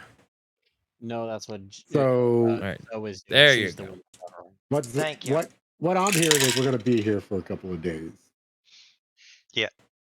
So Okay, so I'm just gonna make one of these rolls right quick since I know I still have to. all right. So on my way out of the ship, I'll be walking by. Mhm. I'll be like, that's right. It's an Akosic droid. And I'm gonna tell them. Nakosic droid. A Okay. Kozik. Would I be able to What make would a we roll? roll What that is? for information on that? Sounds like a technical or That would mechanical. be, if feel I'm not like mistaken, be knowledge, alien species. Ooh. Ooh, can I roll that? Sure. Let's go. Knowledge Let's- alien species. Mm-hmm. Let's just flat out roll knowledge. I have a 2 picks on that. 14. Okay. And a Oh, 12 on my armor repair. oh, well, that's unfortunate. 9 when you include the pips with a 1 on the wild die. Okay. You know that they are. You know of the name Atomox, but you don't know anything else. Heard of it, and that's about it. Pretty much. I think Zoe has heard of it. Somewhere in the Outer Rims, speculated to be in the unknown regions. And Zagar will say, how did they get one of our droids? I don't know. Wait, one of your droids? You said this droid was an Akosix, correct? Yes. Yes. How did they come about one of our droids? I don't know, but I do know it was not easy. He gets a look of Vagar concern. has stated his. Sorry. What I can was you tell explaining me? that to him. He shakes his head, shrugs his shoulders. He says, I don't know. He says, I'd have to interact with it, and he said I'd have to find out what base model, and depending on what base model, that could be good, that could be bad. I don't know. He says, traditionally, from what I remember, he says they're relatively common. He says they're synthetics. They look a lot like us. He says, and funny enough, he says they have kind of like Jada, these little things over their ears, and it's part of their brain. He says they're really smart. He says, and they essentially will, how will I put it? They are newer models are more or less nanny bots. They take care of younglings. They teach younglings. Even if they need to, they will fight in defense in case of wars and riots and things like that. So they have some defensive capabilities. He says older models are more aggressive and more sturdy, built, and more dangerous. So depending on when they got it and how they got it, and he says this could be very dangerous, he says, or not. How prone to malfunction are they? He will shrug his shoulders. He says, I don't know. I really don't. He said, I've never known one to malfunction. He says, most of the older models had a wonderful repair program. He says they could essentially repair just about any damage done to them with just given time. He says some of the newer ones, they have the ability to repair themselves. He says, and they usually have a multiple brains set up in their network. He says, but I've never known one of them just to snap. Oh, goody. They can repair their neural mesh. Awesome. Are you able to tell the difference by looking at them? He says, I think so. He says, but honestly, he says most of them will just flat out tell you their serial number essentially, and let you know. He says when they were created. Especially the newer ones. He says it's kind of a default that they have. So, The older ones are more likely to kill us. The newer ones are more likely to try and be our maid. what Yes. would you say is newer, and what would you say is older? Newer, probably anything within the past 500 to 1,000 years. Anything past that or older than that, he says, you kind of run the risk. He said, I remember in history class, he says that the second generation models, he says, ran into a few different problems. He says, and they essentially were more or less all destroyed. He says, and they tried to destroy the base model that the Gen 1, he says, that was created, but that didn't work out so well, he says. She's still functioning to my knowledge. Okay. I'm going to go talk with our employer. We may or may not be taking this job. He will Oh wow. he will look at you and say, you have to take the job. Okay. Why? Of course we do. We're broke. No, he says, I we need to know, he says, what model it is. He says, and we need to know the information that it could potentially have. He says that could be very damaging, he says, or dangerous. He says, I need to know.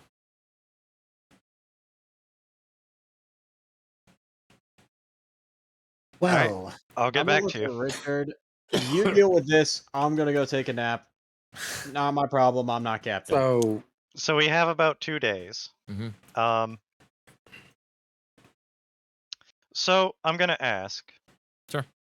Knowing our employer, how upset would he be if I brought Zagar along as a consultant for the job? If you presented him as such, probably not very upset. He did get to see the boy. He didn't really react to him, but the fact that he was with you and you guys were kind of talking and things, that probably nothing big. I would probably suggest that you're gonna basically let him know that you're bringing him, because otherwise he might get upset. Yeah. So I'm gonna get on the comms and contact Zagar. Not Zagar. Yeah, Ranix. All right. Yep. Ranix, yeah. Yep. So you basically ring him right up.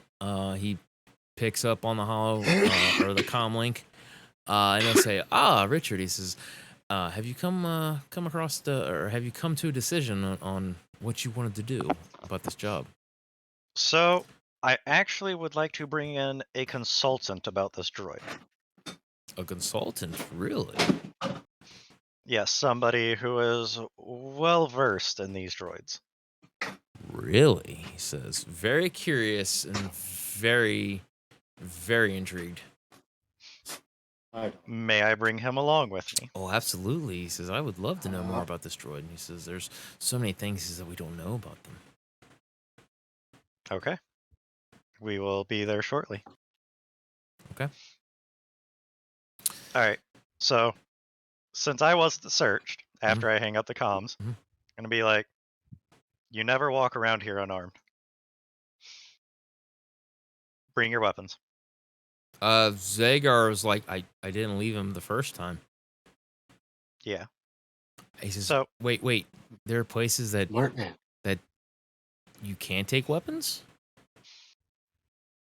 Yep. I'm sure there's a handful of high security areas here, but really? You're with me. Oh, okay. So, and I'm gonna lead Zagar to the office. Alrighty then. So while you're going taking care of that, Jada's going to be going taking care of the droid brain for the ship. Is there anything anybody else would like to do? I know Zoe said something about trying to fix the armor. Yeah, I rolled a 12. Yep.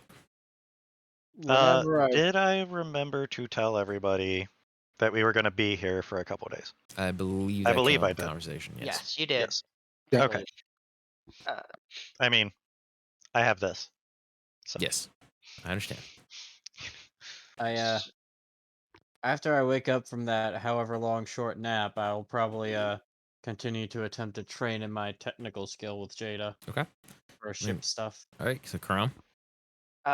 when Crom sees Jada alone, he's going to just kind of wait. He's going to wait for her to be alone. He's going to ask her a couple questions. Okay.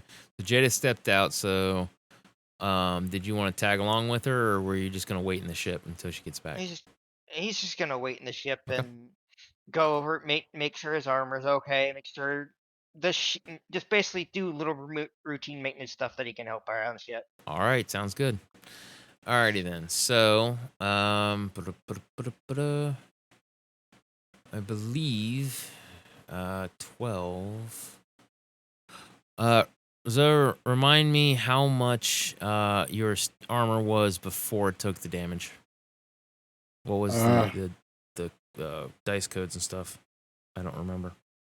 I think I was hold on. I was at the vest was 2D. I'm still at 2D physical. I think I'm missing 1 energy, I think. So instead of the two pips, it needs to go up to the 1D for energy, right? Because if I thought it was 2D physical and then 2d6 physical and then plus 2 pips, or plus 2 pips for energy. Yeah, that's what it is. Okay. So yeah, and the base was 2d6 for physical, but 1d6 for energy, right? Yeah. Okay. So yeah, that's enough for everything to be fixed. Okay. So alrighty.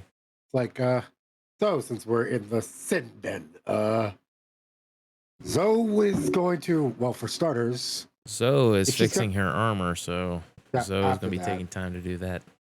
Right. Did we ever You got a couple days, but like I says, you got time. I'm just going to jump to Richard. Okay, sorry. No, you're fine. You're fine. Take his food. So my armor did manage to get fully repaired by the end of it all by Zoe, right? No, from Jada. Jada fixed it. Oh, You Jada, did not let Zoe do it because apparently Zoe. Yes, because Zoe is terrifying. Yes, that's right. Like, okay, I was doing asking a lot of because ripping on my Zoe shade is lately. still marked as zeros all across. I'm beginning to feel hurt. I mean, it is what it is. I don't know what happened, but it happened to be that way. All right. Right. Yeah, So- I was asking because on my sheet, like I said, it's zeros across the board. You're at the fine. moment. You're fine. It's Okay, all back to normal. I just haven't Marked fixed it. accordingly. Yep. Where You're is good. my icon? All right. So, Richard, we're going back to you. All right. So you will basically we'll skip you past everything. You'll go through the kind of check. They'll have to do the pat down look, make sure everything, all that stuff. You'll get a little nervous when they kind of get around the kid's lightsaber. He doesn't seem to be bothered by it. And they kind of, look over everything, all that stuff, and they're like, okay, all right. And then just go on. And they let you go in. So when you go in, Ranix is going to be sitting behind the desk with the IG units behind him, and then the box is going to be sitting right there. Ranix. Hasn't been too long. Richard. Oh, yes. He says, how is my favorite business partner? He'll actually stand up, walk over, shake your hand, kind of like put the hand on the shoulder while he's shaking your hand.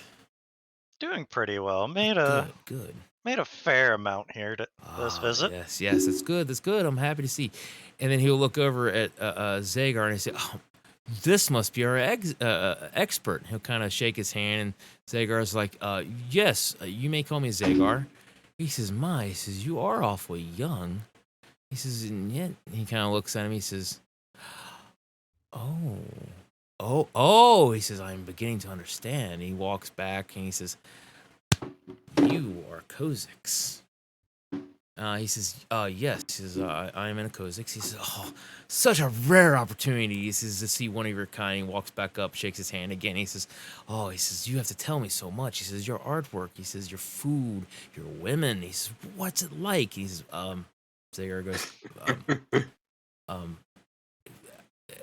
I was here to look at the droid. Like, he's just like, I don't want to talk. Rhinox goes, oh, yeah. I will chuckle. Yeah. Rhinox says, oh, I'm so sorry. So I didn't mean to put you on the spot, dear boy.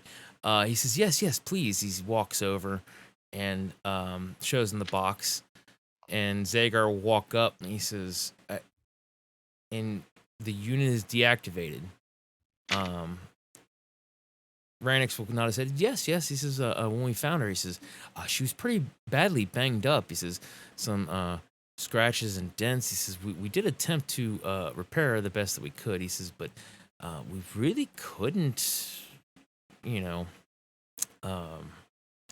didn't really have the ability to do so. He says, we explained this to Mojo the Hutt, the purchaser of this fine piece of equipment. He says, but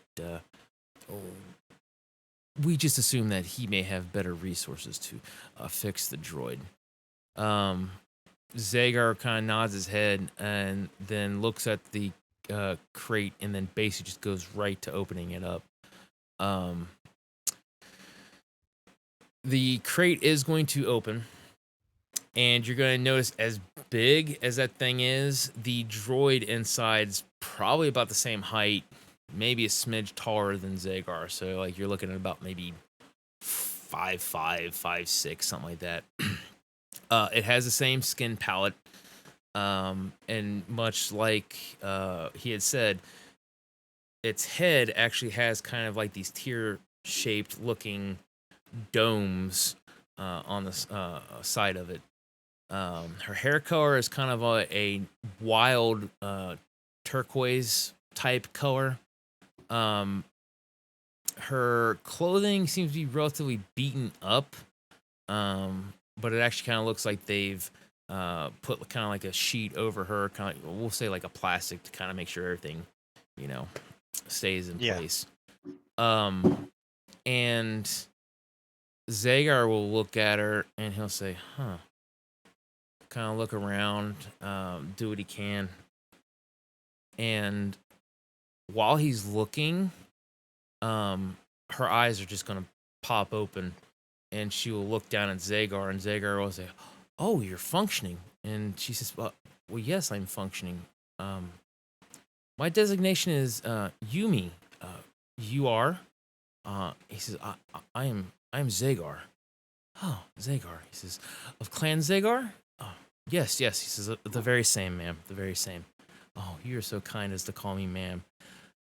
He says, yes. He says, Father always taught me, he says, to always be respectful to all those, he says, that I come across, even synthetics. Then she will kind of look around. She says, this is odd. The last thing I remember, and she kind of takes a moment, and her eyes are actually going to go, that are going to be kind of like a bluish purplish color. They'll go from that color, and then they will kind of kick over into like a brighter, more vibrant bluish green, and you'll kind of see them kind of flashing in and out. There will be a couple times where it kind of blinks red, and then it'll go back to her normal eye color, and she'll say, it appears that some of my memory has been lost. I must have hit my head pretty hard. Zagar will say, oh, that's perfectly fine. That's perfectly fine. I do have a couple questions for you since you are active and awake. She says, yes. And like, you guys know, most of you should know the plastic wrap around Kroger and Myers and like, that they wrap flats with. Yeah. That's basically what she's in. And she will more or less kind of snap that and take a step down. And she'll say, yes, what questions do you have? At that point, Ranx is going to kind of like, holy crap, and like, hand on the desk, kind of reaching back like near a blaster pistol that he has. Not grabbing it yet, but just kind of keeping an eye. as the IG units are basically start drawing their weapons in anticipation. Do I see this? Yes, you do see this. I'm gonna look at Ranix and go, please tell them to stand down. Oh, he says they're not gonna fire. He says without my order. He says don't worry. He says they're just in case she makes any sudden movements towards me. He says it's a precaution. Okay. The boy will say, so may I ask? He says, which generation model are you? She smiles and she says, my generation model is 3.059642.8.54A. And he'll say, oh, okay. He'll say, so you're, and he kind of looks around. He says, based off the clothes, about 200 years? 213 years to be precise. He says, oh, May that's I? amazing. Yeah. I'm gonna look at Ranix and go, that's a good thing. He says, oh, okay, all right. He will ask her, is there any damage that you need to have externally replaced or repaired? You'll see her eyes kind of go through the kind of similar change. And this time, while she does, you actually see on the sides where the dome tear-shaped kind of things are, there'll actually be some flashing there as she runs kind of a diagnostic. It's still going as she says, no, it appears while I was out, most of my external damages from limbs and things that were replaced or repaired. Nanobots are functioning at high optimal capacity. She says at some point in time, though, it appears I'm going to have to run a better diagnostic on my memory banks, possibly even switch over to my temporary banks to see what could have happened. She says, but I would be vulnerable while that would happen, so I'm not going to do that here, she says. And Zager will laugh and say, oh yeah, you don't want to do that here. She'll nod her head. And then she has not paid attention to anything else in the room. And then she will look over at you, Richard, and she'll say, oh, well, hello, how are you? My designation is Yumi. Who are you? I am Richard. Oh, well, hello, Richard. And she'll extend a hand kind of daintily towards you. I'll shake it. She shakes it. She's got a relatively firm grip, but it's kind of one of those things where it's relatively ladylike and all that stuff. And she'll kind of get back to this time she will actually get to more of a proper posture, almost like you'd see like a maid or a butler kind of do. She will say, I was out for some time. It seems to have been about 3 standard month cycles. Did you find me? I did not find you. Oh. Well, who did? And then Ranix will kind of go, hi. And she'll look over and she says, oh, I've never met one of your kind before. Hello, my designation is Yumi. What may I call you? You may call me Ranix, my dear. He says, I have so many questions. And then he'll kind of walk up to her. And as he does, the droids will kind of whoomp he's not seeming like he's afraid, so they no longer are taking this as a threat. So I'm going to look at Ranix and go, is this better than the delivery?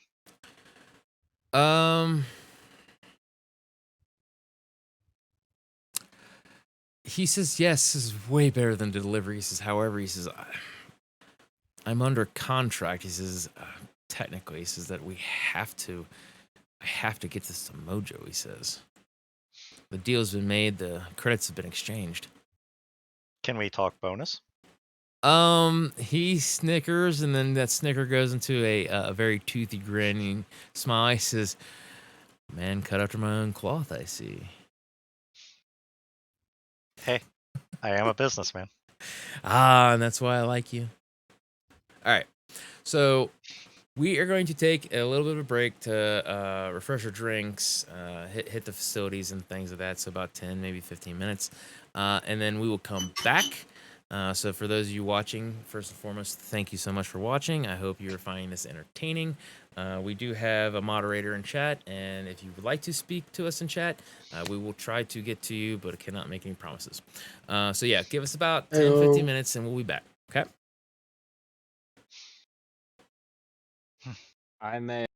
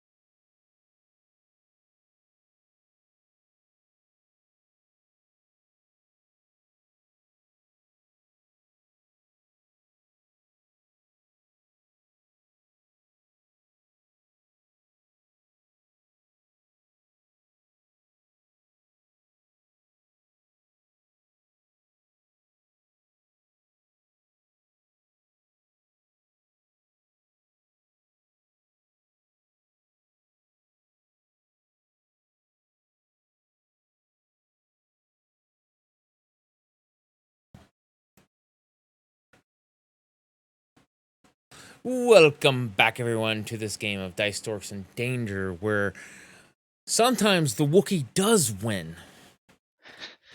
Thank you guys for letting us have our moments to kind of refresh ourselves and, get all comfy cozy. All right, so we are going to jump to Zoe. Zoe, you have finished working on your armor. Everything's pretty much back up to where you want it. A few hours have passed. Richard and Zagar are still gone. You know that they went to go talk to Ranix. What would you like to do? Zoe would like to look into making a few purchases. Okay. She'd like to start at, weapons market. Sure. So, you said on the break that you're looking for the heavy blaster cannon. Yes, sir. You'll be kind of looking around, and the best part about this area of on this ring is that a lot of the black market goods are way more open sourced, that you can actually kind of see. There's not much shady things, like they don't have to take you to a back room or anything crazy like that. Most everything here is droid security, and those that are live security pretty much work for Ranix, and this stuff's A-okay in his book. You are going to find the weapon at some point in time in a shop. It will be a Troitarian, and he will have all kinds of weapons, and you will spot the weapon essentially on a shelf that's behind an energy field, and it has the price of the weapon at 6,000 credits. Okay. Does that seem like a fair price to Zoe, or do I... If you roll a knowledge value, you can determine whether that is a fair price or not. I do not have value. So it would be knowledge straight it knowledge. It'd help if I...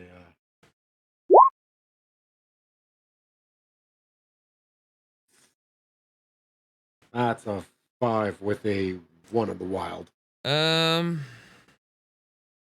You're not 100% sure. You do know that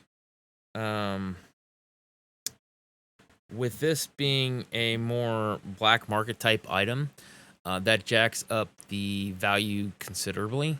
You do know that if you were in the military, the cost to actually make the weapon is sizably lower, and then of course obviously price markup to sell and everything else, price differentials. For the fact that it is a rarer type weapon and is a black market weapon, it's possibly a decent price. All right. Well, hello there. Yes, how may I help you? As the guy flaps over to you. Okay, then. So, what race of person is this? Because it sounded like a... Troitarian. I'm probably mispronouncing it. Guado or whatever his name from Phantom Menace. Yeah. That's exactly what that sounded like. Yep. It's like, Or whatever the heck. oh boy. Yeah. I was going to try to do some business, but I'm in the market for... Well, I don't know if you've noticed, but...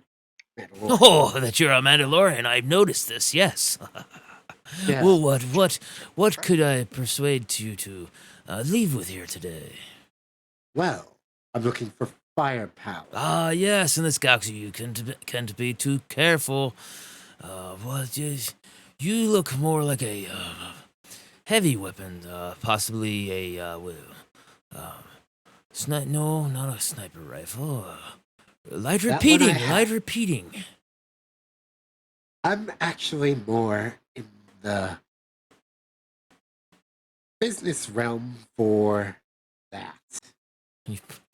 Okay. He looks over at the weapon you point at, and he, well, I mean, I'd be more than willing to sell it to you. He says, but are you sure you can handle that kind of a weapon? It is not very light and has quite a bit of kick, even for a blaster, which is pretty rare. I'm certain I can handle it. Yes, you Mandalorians are a pretty stubborn lot. If you have a range, I can prove it. He laughs. You think that we'd was- have something like that on a space station? No, that was a joke. Mandalorians. I'm not that stupid, dear. He says, Something like I that, never would in a dream of station. that. Like something like that in a station would, well, there would be problems. Of course there would be problems. That's why we don't have one. Yeah, it's like I heard stories of an idiot that fired a disruptor in a space station, and well, let's just say there's not a chunk of space station left. Oh, yes, he says, I've heard many of those stories as well. He says, and one time, he says, I heard a friend, he says, that said in order to get away, he says, they dropped a thermal detonator down. He says, and thankfully they were able to get away. He says, everyone else, not so lucky. You see, that's when you do flare. Thermal detonator? Oh, come on. A flashbang would do the job. Yes, but now me's Blinding thinking someone that they means aren't you can coming get after away. them. Fair enough. So, how much are we talking? The price clearly says 6,000 credits. 6,000, huh?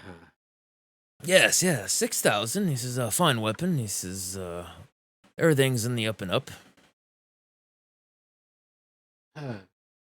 I have my weaponsmith looking everything over. He says nothing is sold. He says without thorough testing. 6 grand.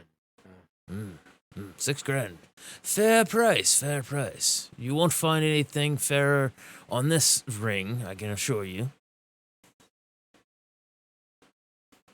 Okay, my helmet's on. I know this. I'm like, give me a moment. Please, take all the time that you need. All right, I'm gonna basically make a call here right quick. Hey, boss man. So while you guys are talking to Yumi, you get your comm that you have in your ear. Hey, boss man. Is this an emergency? Oh, not a gigantic emergency. I just found a heavy blaster cannon for 6 grand. Thinking about pulling the trigger on it. You think I'm being screwed on price? I could probably get that cheaper. I'm thinking it, Yeah. but without thinking, I say that a little bit out loud. So it's pretty quiet. I got you. I could probably get that cheaper. Do I hear that? I'd say earpiece. I would comm. imagine you would hear it very quietly. Yeah, you'd hear it, but yeah, it's gonna be very quiet. How cheaper?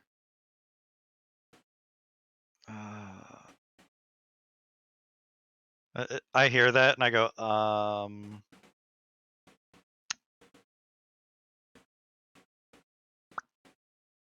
I said that out loud, didn't I? Yep. Yes, you did.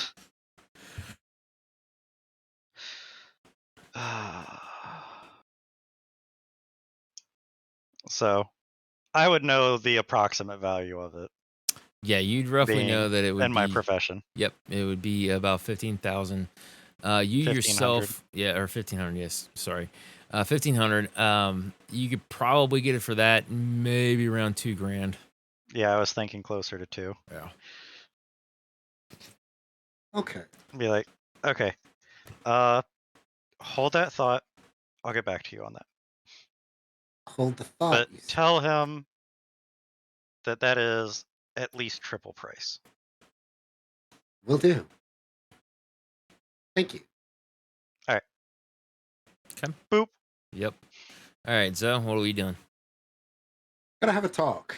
All right. So, I noticed that you were trying to sell me this at least triple price. Triple price. Where would you ever get a harebrained scheme like that or idea like that? So, street market for this is around 1,500 to 2,000, really? That is what we pay, he says. Did I tell him that? I don't know. Did you? You said I that said out. that's about triple price. Yeah. I So didn't give a range. easy You math. gave. Yeah. That's easy Yeah. math. Yeah. On that one, I'll give him that on easy math. I can do that math. Yeah, he says, oh, yes, that is what we paid, purchase it for. He says, however, he says, in order to make sure the markings are taken care of, he says everything's done very hush-hush, that the purchase doesn't get back to us, he says, and various other things. He says, this is a fair, proper markup.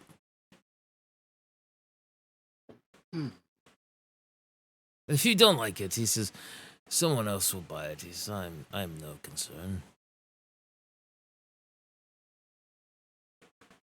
I'm thinking about this because I have 4D plus 1 in bargain.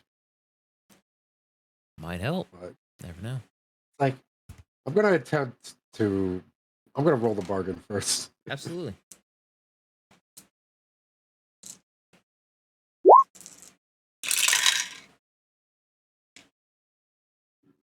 I'm going to spend a character point. Character point roll.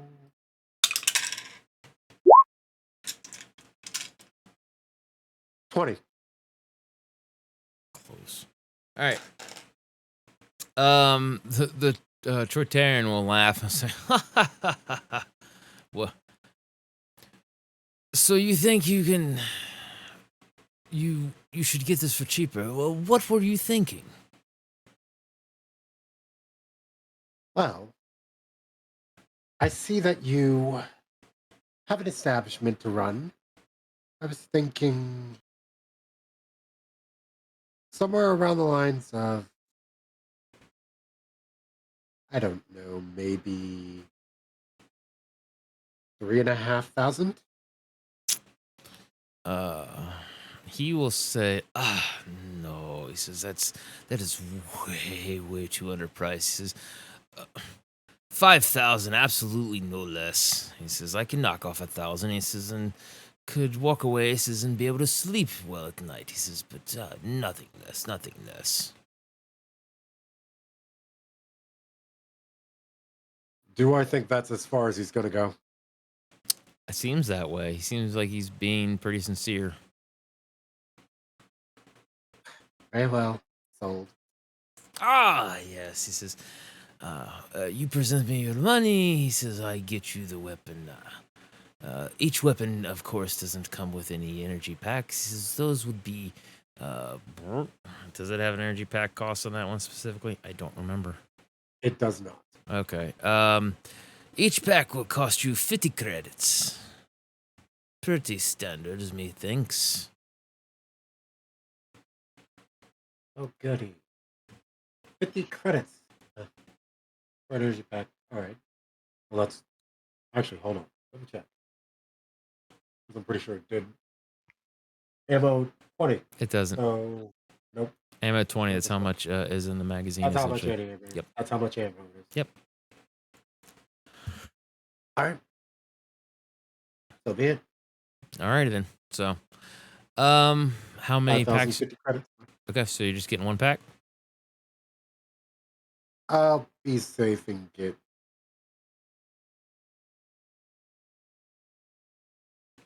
Yeah, I've got 200 there. So I'll get 4. Okay. Alrighty then. So 5, and then that ends up being another 200, so 5,200. Yep. So go ahead and make the deduction. That gives me 7,060. All right. So yeah, once you get all that done, yeah, you basically have yourself a new weapon now. I will add Stay that safe to my out there. This is a very rough area of the galaxy, he says. Thank you. Oh no, I- no, thank you for the patronage. Thank you for such fine business. Do you Oh, mind if I God. take a additional look at your wares since I've made a purchase?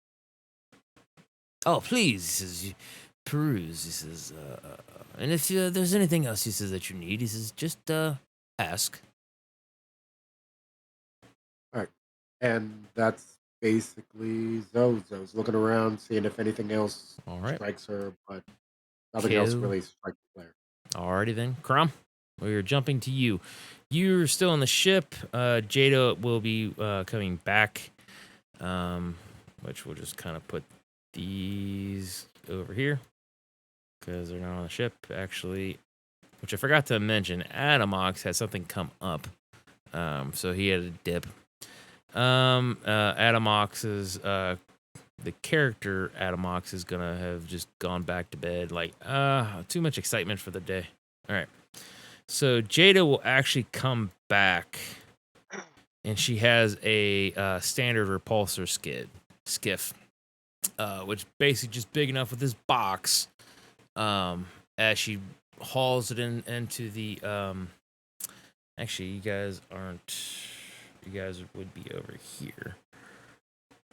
So, whoop. Yep. So, yep. We are. But yep. Jada is coming back with the item in which Richard had requested. And I see her. I'm gonna lend her a hand if she needs it. She will be appreciative and she will take the hand. Help her move it wherever she needs to go, and Absolutely. So you will basically go ahead and take the droid brain back to the engine room. yes. Right. I'm gonna say it's actually probably going to be. Can't be near the lift. Probably gonna say right around in here. So, all right. But yeah, you guys are gonna take it and deactivate the lift and things that you kind of help her slide everything off, and she'll put the lift back up and everything else.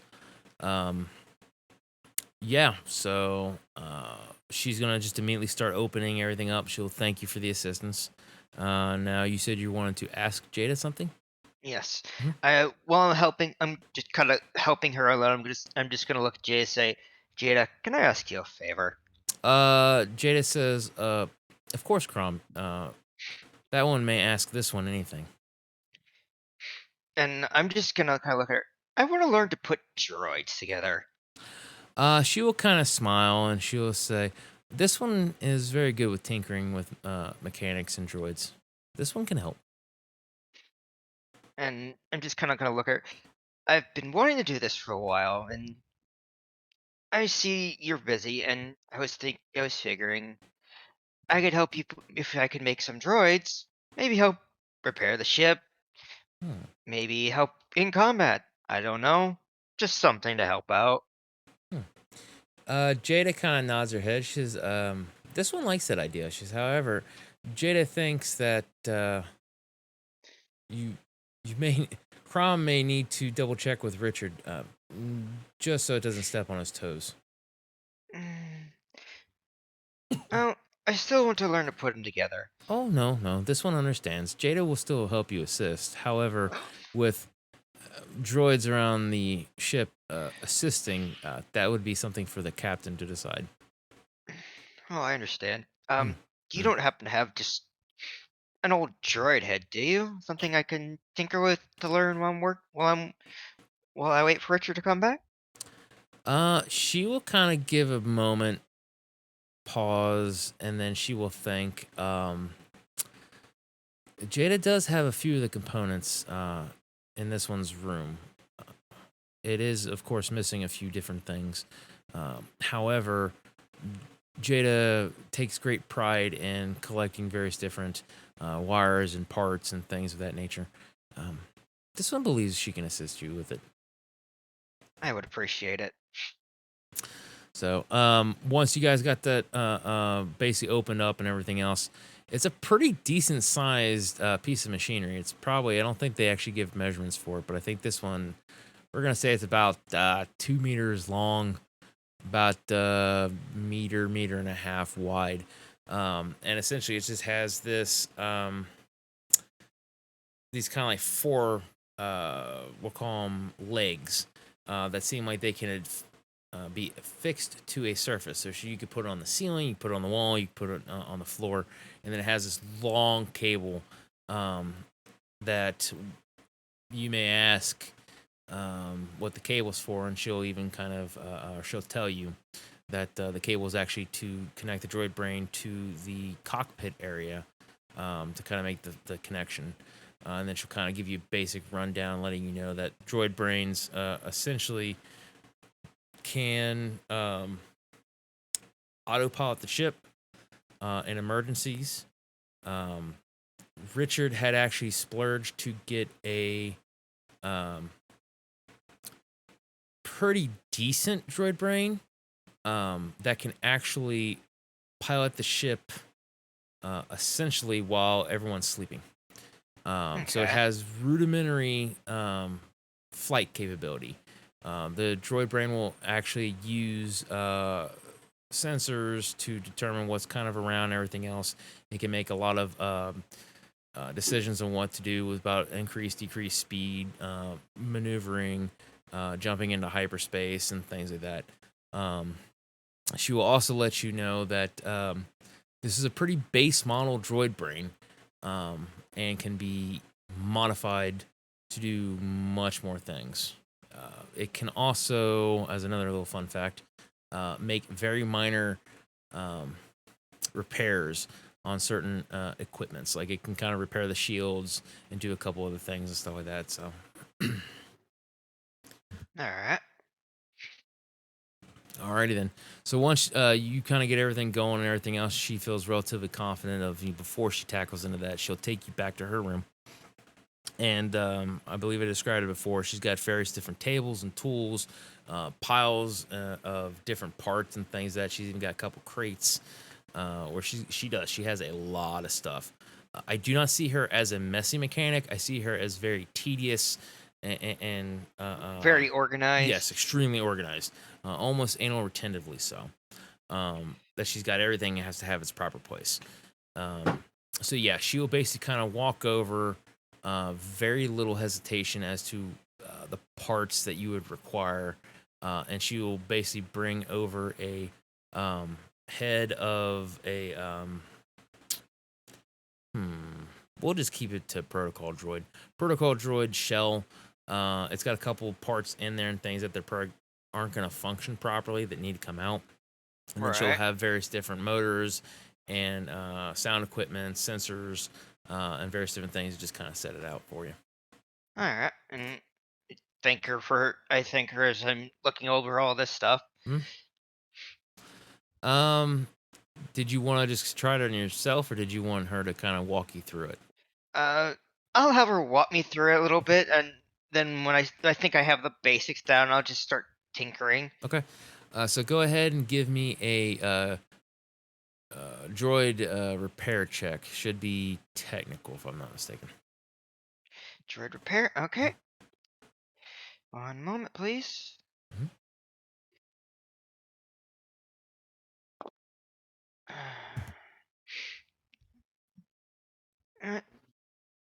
Today is not this day. I got a 9. Okay.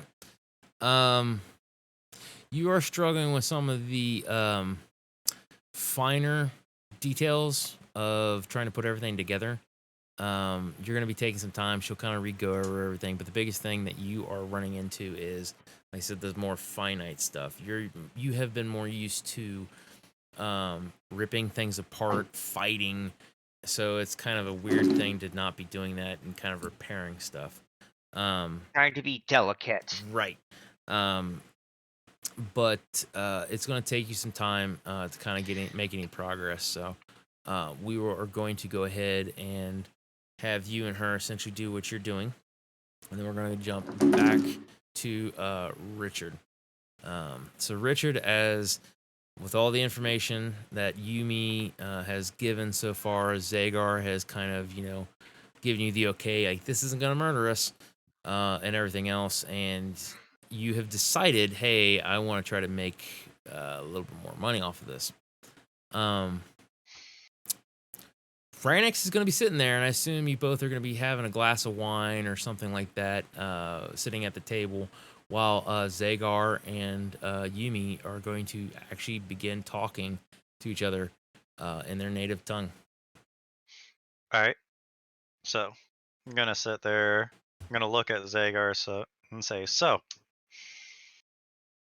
I got a couple days until the ship is ready to fly. You have a functioning droid." I'm assuming you meant Ranix. Continue. Yeah, Ranix.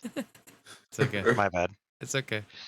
Anywho, I'm gonna look at him and go, "And you have a functioning droid full of all sorts of information that you could glean from it. What's it worth to you?" Oh, I provided the expert, yeah. and now you have a functioning droid.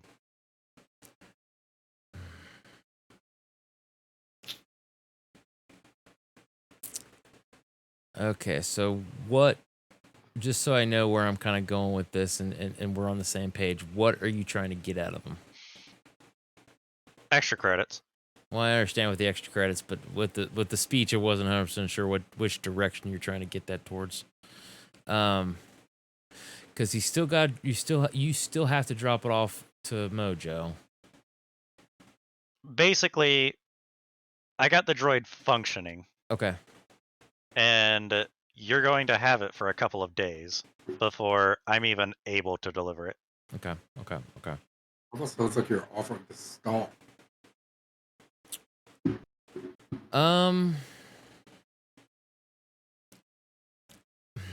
Ranix is going to be a little more shrewd, and he's going to say, well, he says, I don't think, he says, that you really got anything functioning. He says, as I'd seen it and even heard from its own mouth, he says that apparently it has some kind of self-repairing mechanism, he says, or something. He says, because it said that it was working fine. He says, but you did bring the expert. He says, and I have to be very appreciative of that.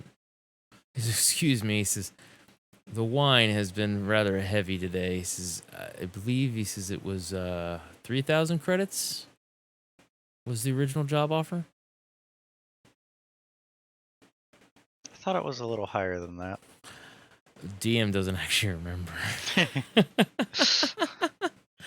I thought it was closer to 4 or 5, considering the rarity of the droid. Yeah, it might have been like 4 or 5. We'll go ahead and say 5. So we'll retcon whatever it was, and we'll say the original job was 5. Okay. All right. So he will say that with the extra time, he says, I could potentially get to know more about their information, or more information about their species and their technologies. He says, I'm willing to double that. He says, to 10. I can work with 10. He says, provided, he says, that you, of course, leave the droid and the boy in my care. He says, until you're ready to make the shipment. So I'm going to look at Zagar. Mm-hmm. Go, Zagar. They'll stop speaking, and he'll look over and say, yeah. Would you be willing to assist him with the droid while we're here? Assist how? He's wanting to learn about your society. Zagar will kind of look slightly confused, and Yumi will actually step up and then kind of slightly bow and say, with all due respect, I don't mean to speak out of turn, but our society is very, very quiet and secretive. This is not something that I would be willing to do, and I don't think young Master Zagar would either. And Yumi, Zagar, if I may. Yeah, Zagar kind of like slowly nods his head. If I may, he's wanting to know about culinary and art from your society. Give me a perception persuasion.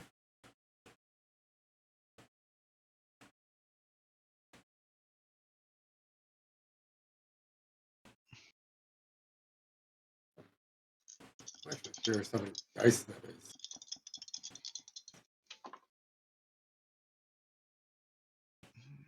13. 13. There will be a moment's pause before she answers and says,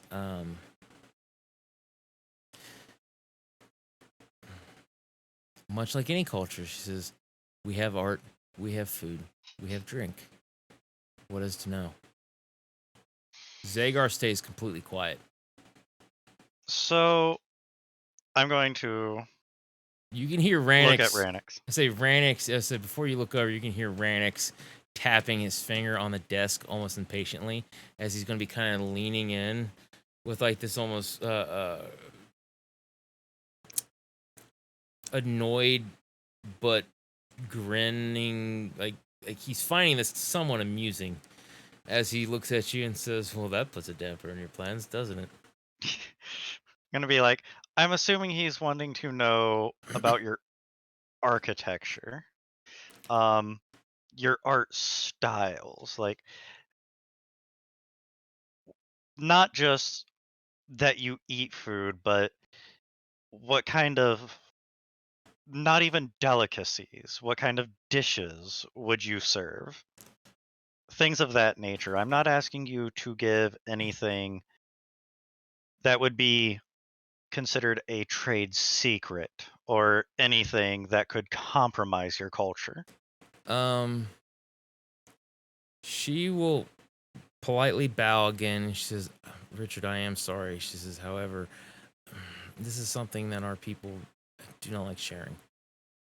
We are very secretive for a reason. I hope that you can understand." So if I were to ask you to help me prepare a meal, what would you do?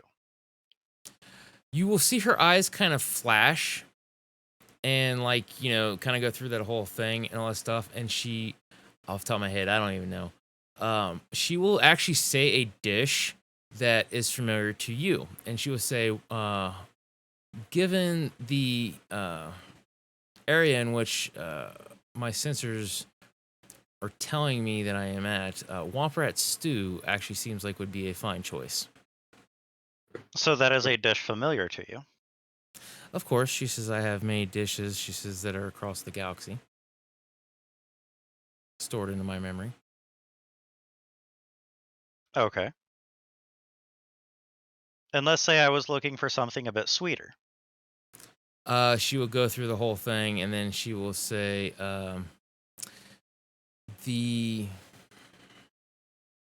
another galaxy dish will say, Flarvan crumb cake, which is something in the core worlds. All right. So, be like, so if you would, as you were, you may go back to your conversation. She nods her head and lowers her head, and they continue their conversation. So I'm going to look at Zagar and go, so, we have learned something about this droid already. We have learned that based on the location, it is able to determine an appropriate dish. It's all about how you ask the question. Xanax. Yeah, Xanax. Xanax. Whatever. See, I'm getting tired too. I haven't even been drinking or imbibing anything. Yeah, but we've both been up since like 4 a.m. I know. Yeah, I know. Ranix. All right. Ranix will kind of snicker and he'll say, this is true. He says, but I'm not saying it's 5,000 credits worth. No, it's not. No, But it's definitely something. not.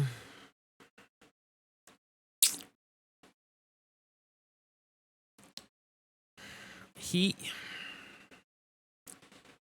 will say that knowing this information, he says, especially that she doesn't want to be left to answer questions, he's not going to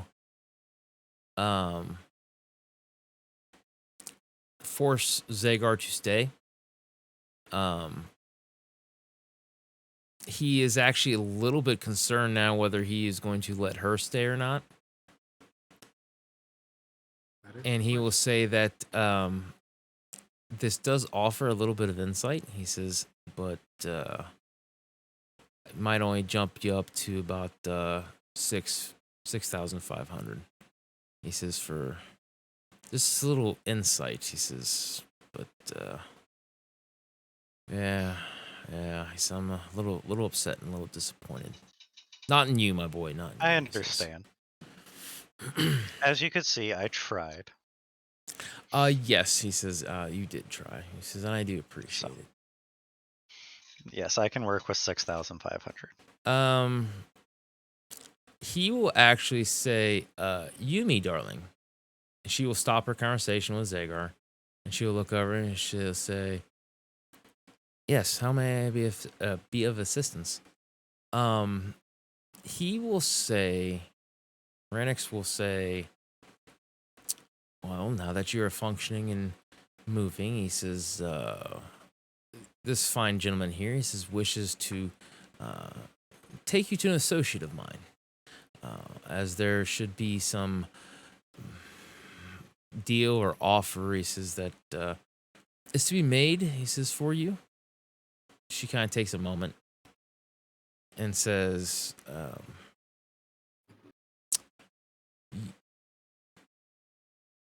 clarify this, she says.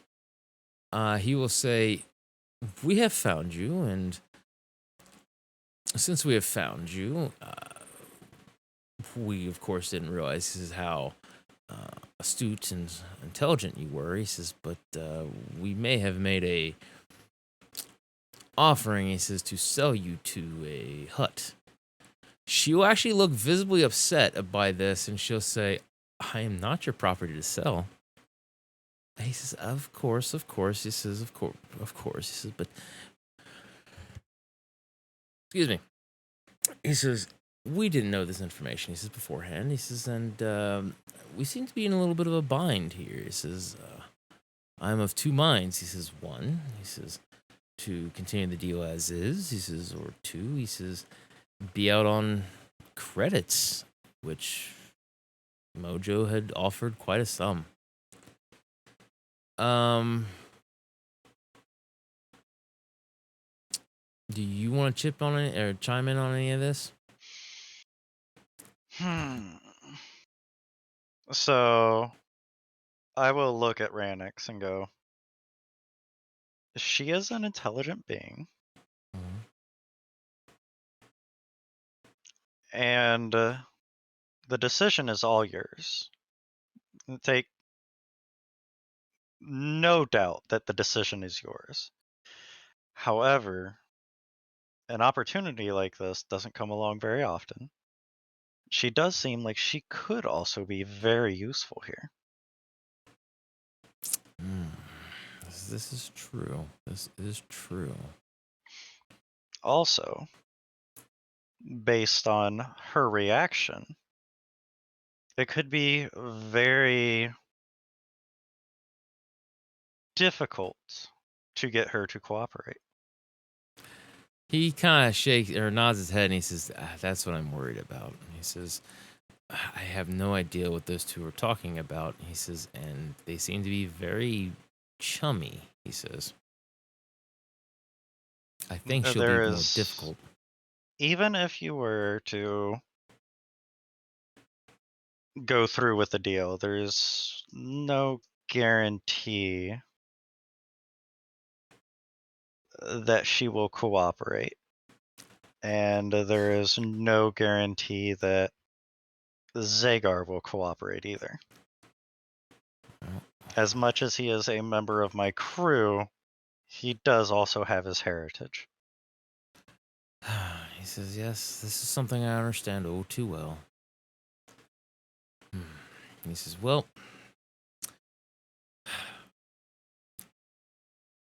my offered suggestion is this. He says, take time you need, take them with you. He says, I can believe, he says, that I can trust her with you.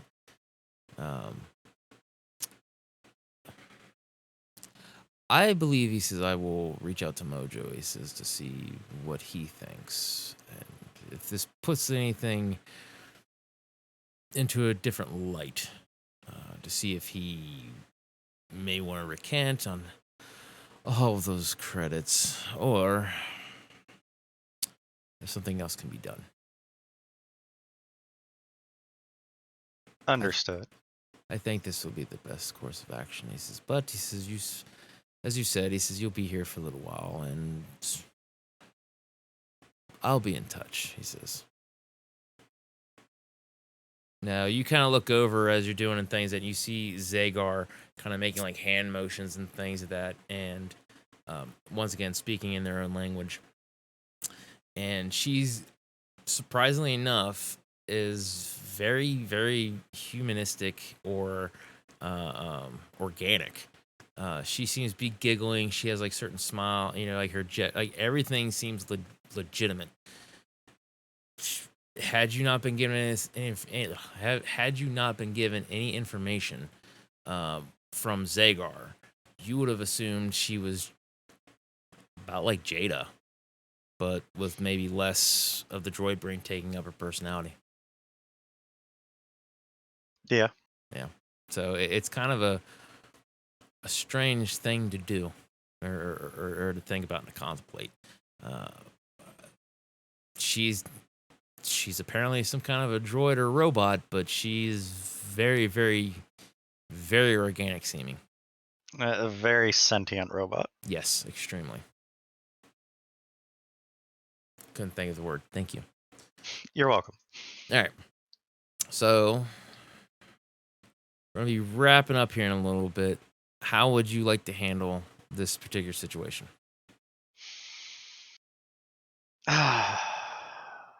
So I'm going to call Zagar over. Okay. He'll walk over.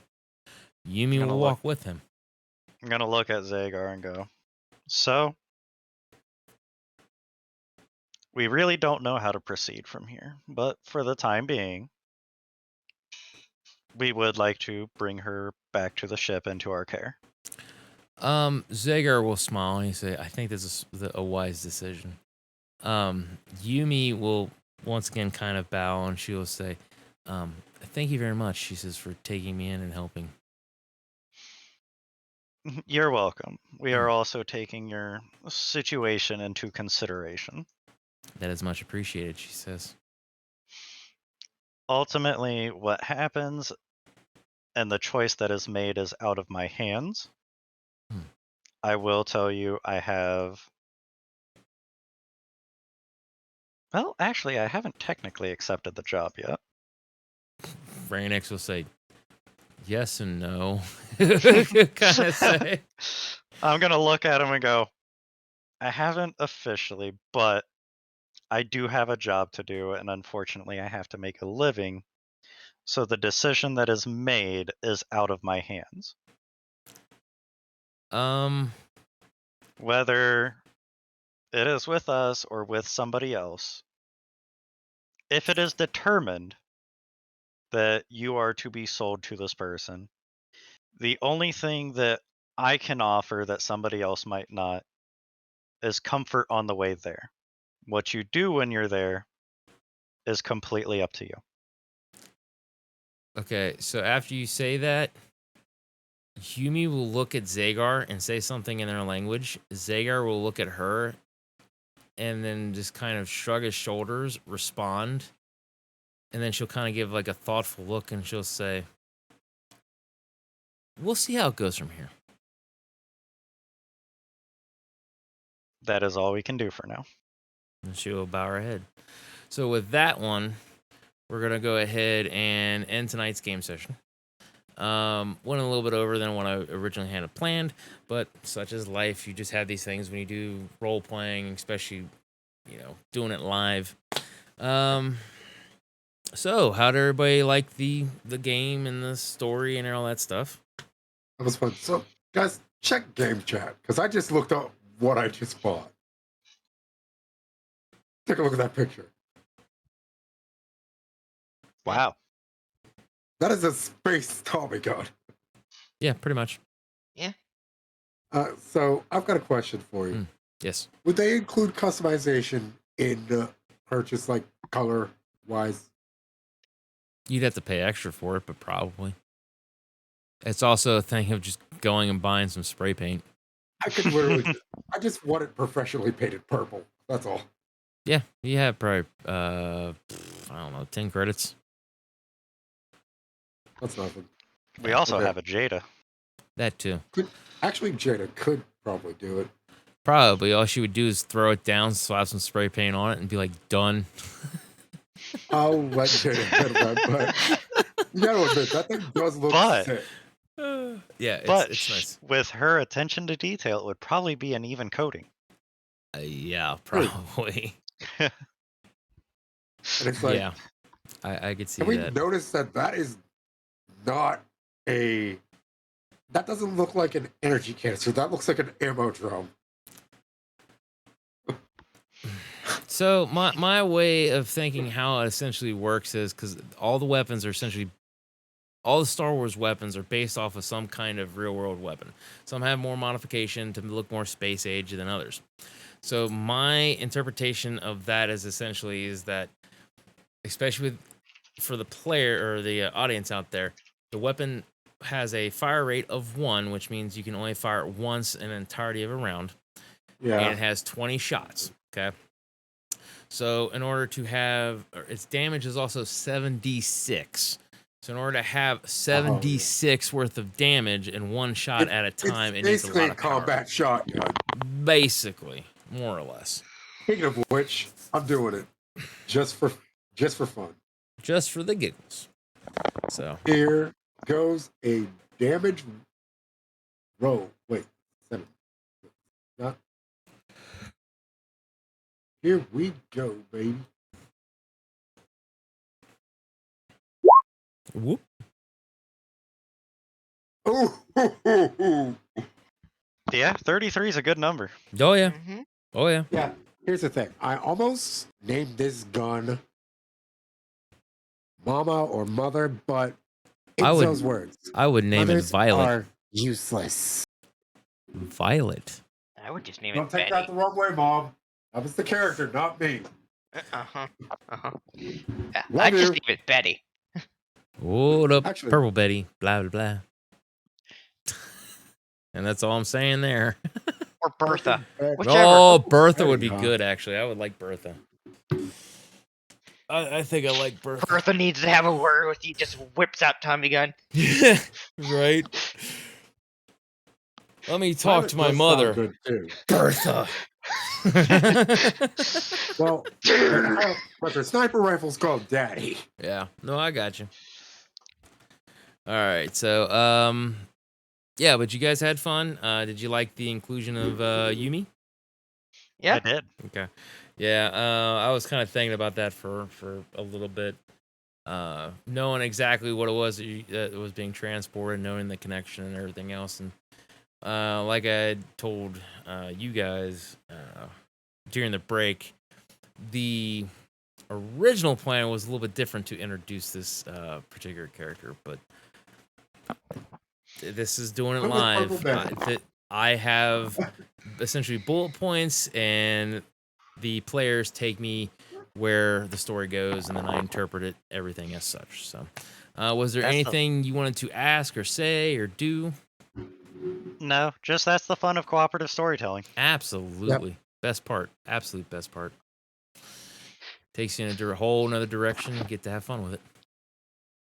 Everybody has the fun. So, all right, Gillias, did say anything? Do anything? No. Everything? All right. Just imagining throwing someone against a wall. Over and over and over and over. Why do you Why do you hate Zoe so much? To Ow. be fair, having run games, having run not just D6 Star Wars, but D&D and things that with various different types of people, I don't think many of the not the players, the characters seem to have some kind of aversion. There always seems to be a little bit of tension. I don't know why, but it seems like it's been that way. Everyone in this game, they're friends some way. Yeah. It's like I've known Aaron for what? Yeah. 13, 14 years? Yeah. I think what he's getting at is more Crom being the old Wookiee Is teaching the kid a lesson. is tired of Zoe being so full of herself. Yeah, that seems about right. But she really wasn't, though. Well, I mean, go back and watch some of the VODs. Because I can even say there's some things I was rolling my eyes going, really? Hey, I was playing the character. I know. The Wookiee thing, she was literally flirting. I'm not talking about that one. I'm just talking about over the general course of, like, everything. Yeah, over the course of everything. Yeah, over the course of everything. Zoe has seemed very full of herself. Yeah. You know. Yeah, so... But like I said, it's one of those things where I also know I've played with a lot of players that they can't distinguish player from character from player. When they're into it, man, they're into it, and it's like, hey, just take a step back. It's okay. Like this is a whole nother fantasy. It's a game. That's it. Don't worry about it. Oh, trust me, I know how to do that. It's just there's one type of character that I'm not good at playing because Mandalorian. Like, I cannot play a general asshole.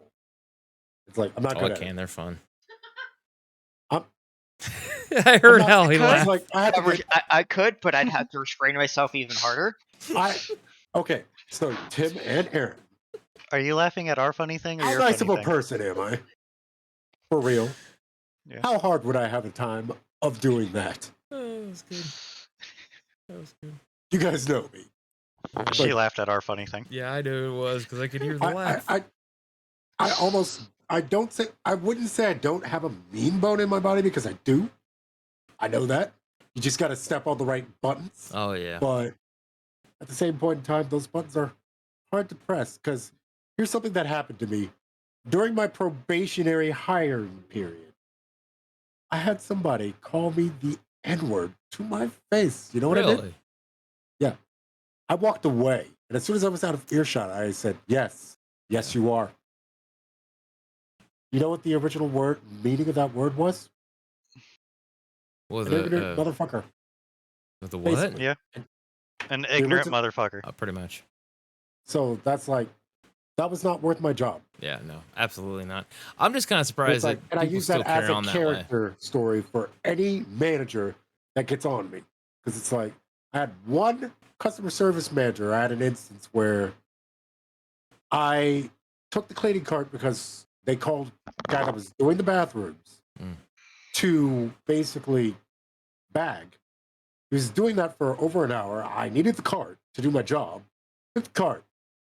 He goes back to the manager, like, hey, where's the cart?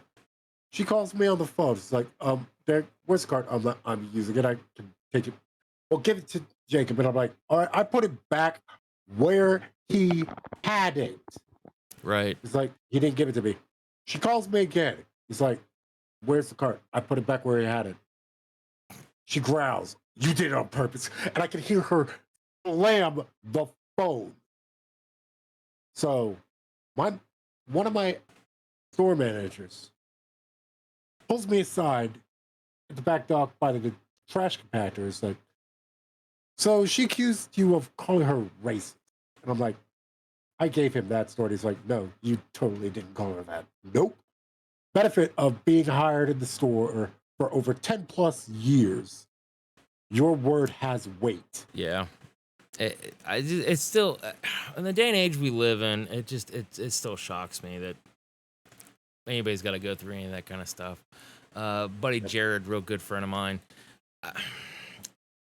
I happen to hear some of his stories and things that it shocks me because, like I said, when we were kids, we were kind of like, you know, we were thinking when we get older, you know, oh, everything's gonna be good, everything will be fine. You go through history class and things and as kids, like we want to make a positive effect, but everything's just gone gone wire. Like, It's a shame. well, it's like yes and no, unfortunately. It's like Yeah. I'm gonna have to live with this all my life.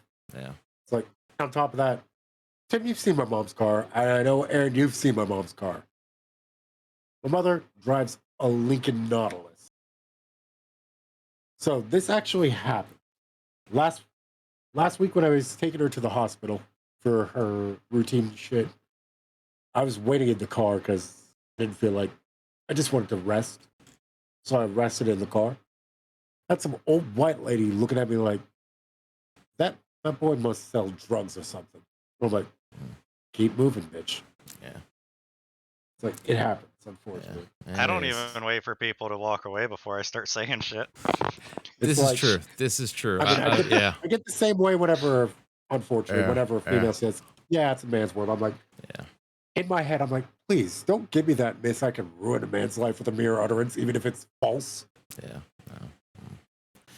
So, alrighty then. I didn't know we were going to be opening up a can of worms here at the end of the session. No. Apparently, you needed to get it out. Yeah, I understand, man. I do understand. We're not streaming. We get it. All right. Yeah. Huh?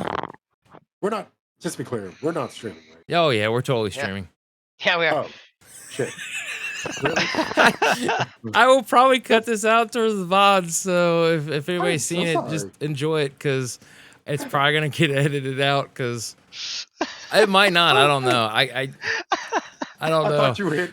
No, because I didn't do a Stop. sign off. Oh, I just kind of was no. talking, going on, thinking he's talking about this on stream, but apparently he needed to get out. So you do you, man. I am not complaining. Hey, we are letting the public know what it's like to work retail. Pretty much. I am Educate so some people. Yeah, that's right. Educate some fools. All right. Should've So Educating before we go into more tangents here on Dice Dorks in Danger, we are going to go ahead and sign off so we can sit there and go in tangents off the camera. And if you like these types of stuff, just let us know. We might do it some special times. So alrighty then, we will see you guys later. Have a good one. Remember, stay dorky, peoples. Later, everyone. I feel like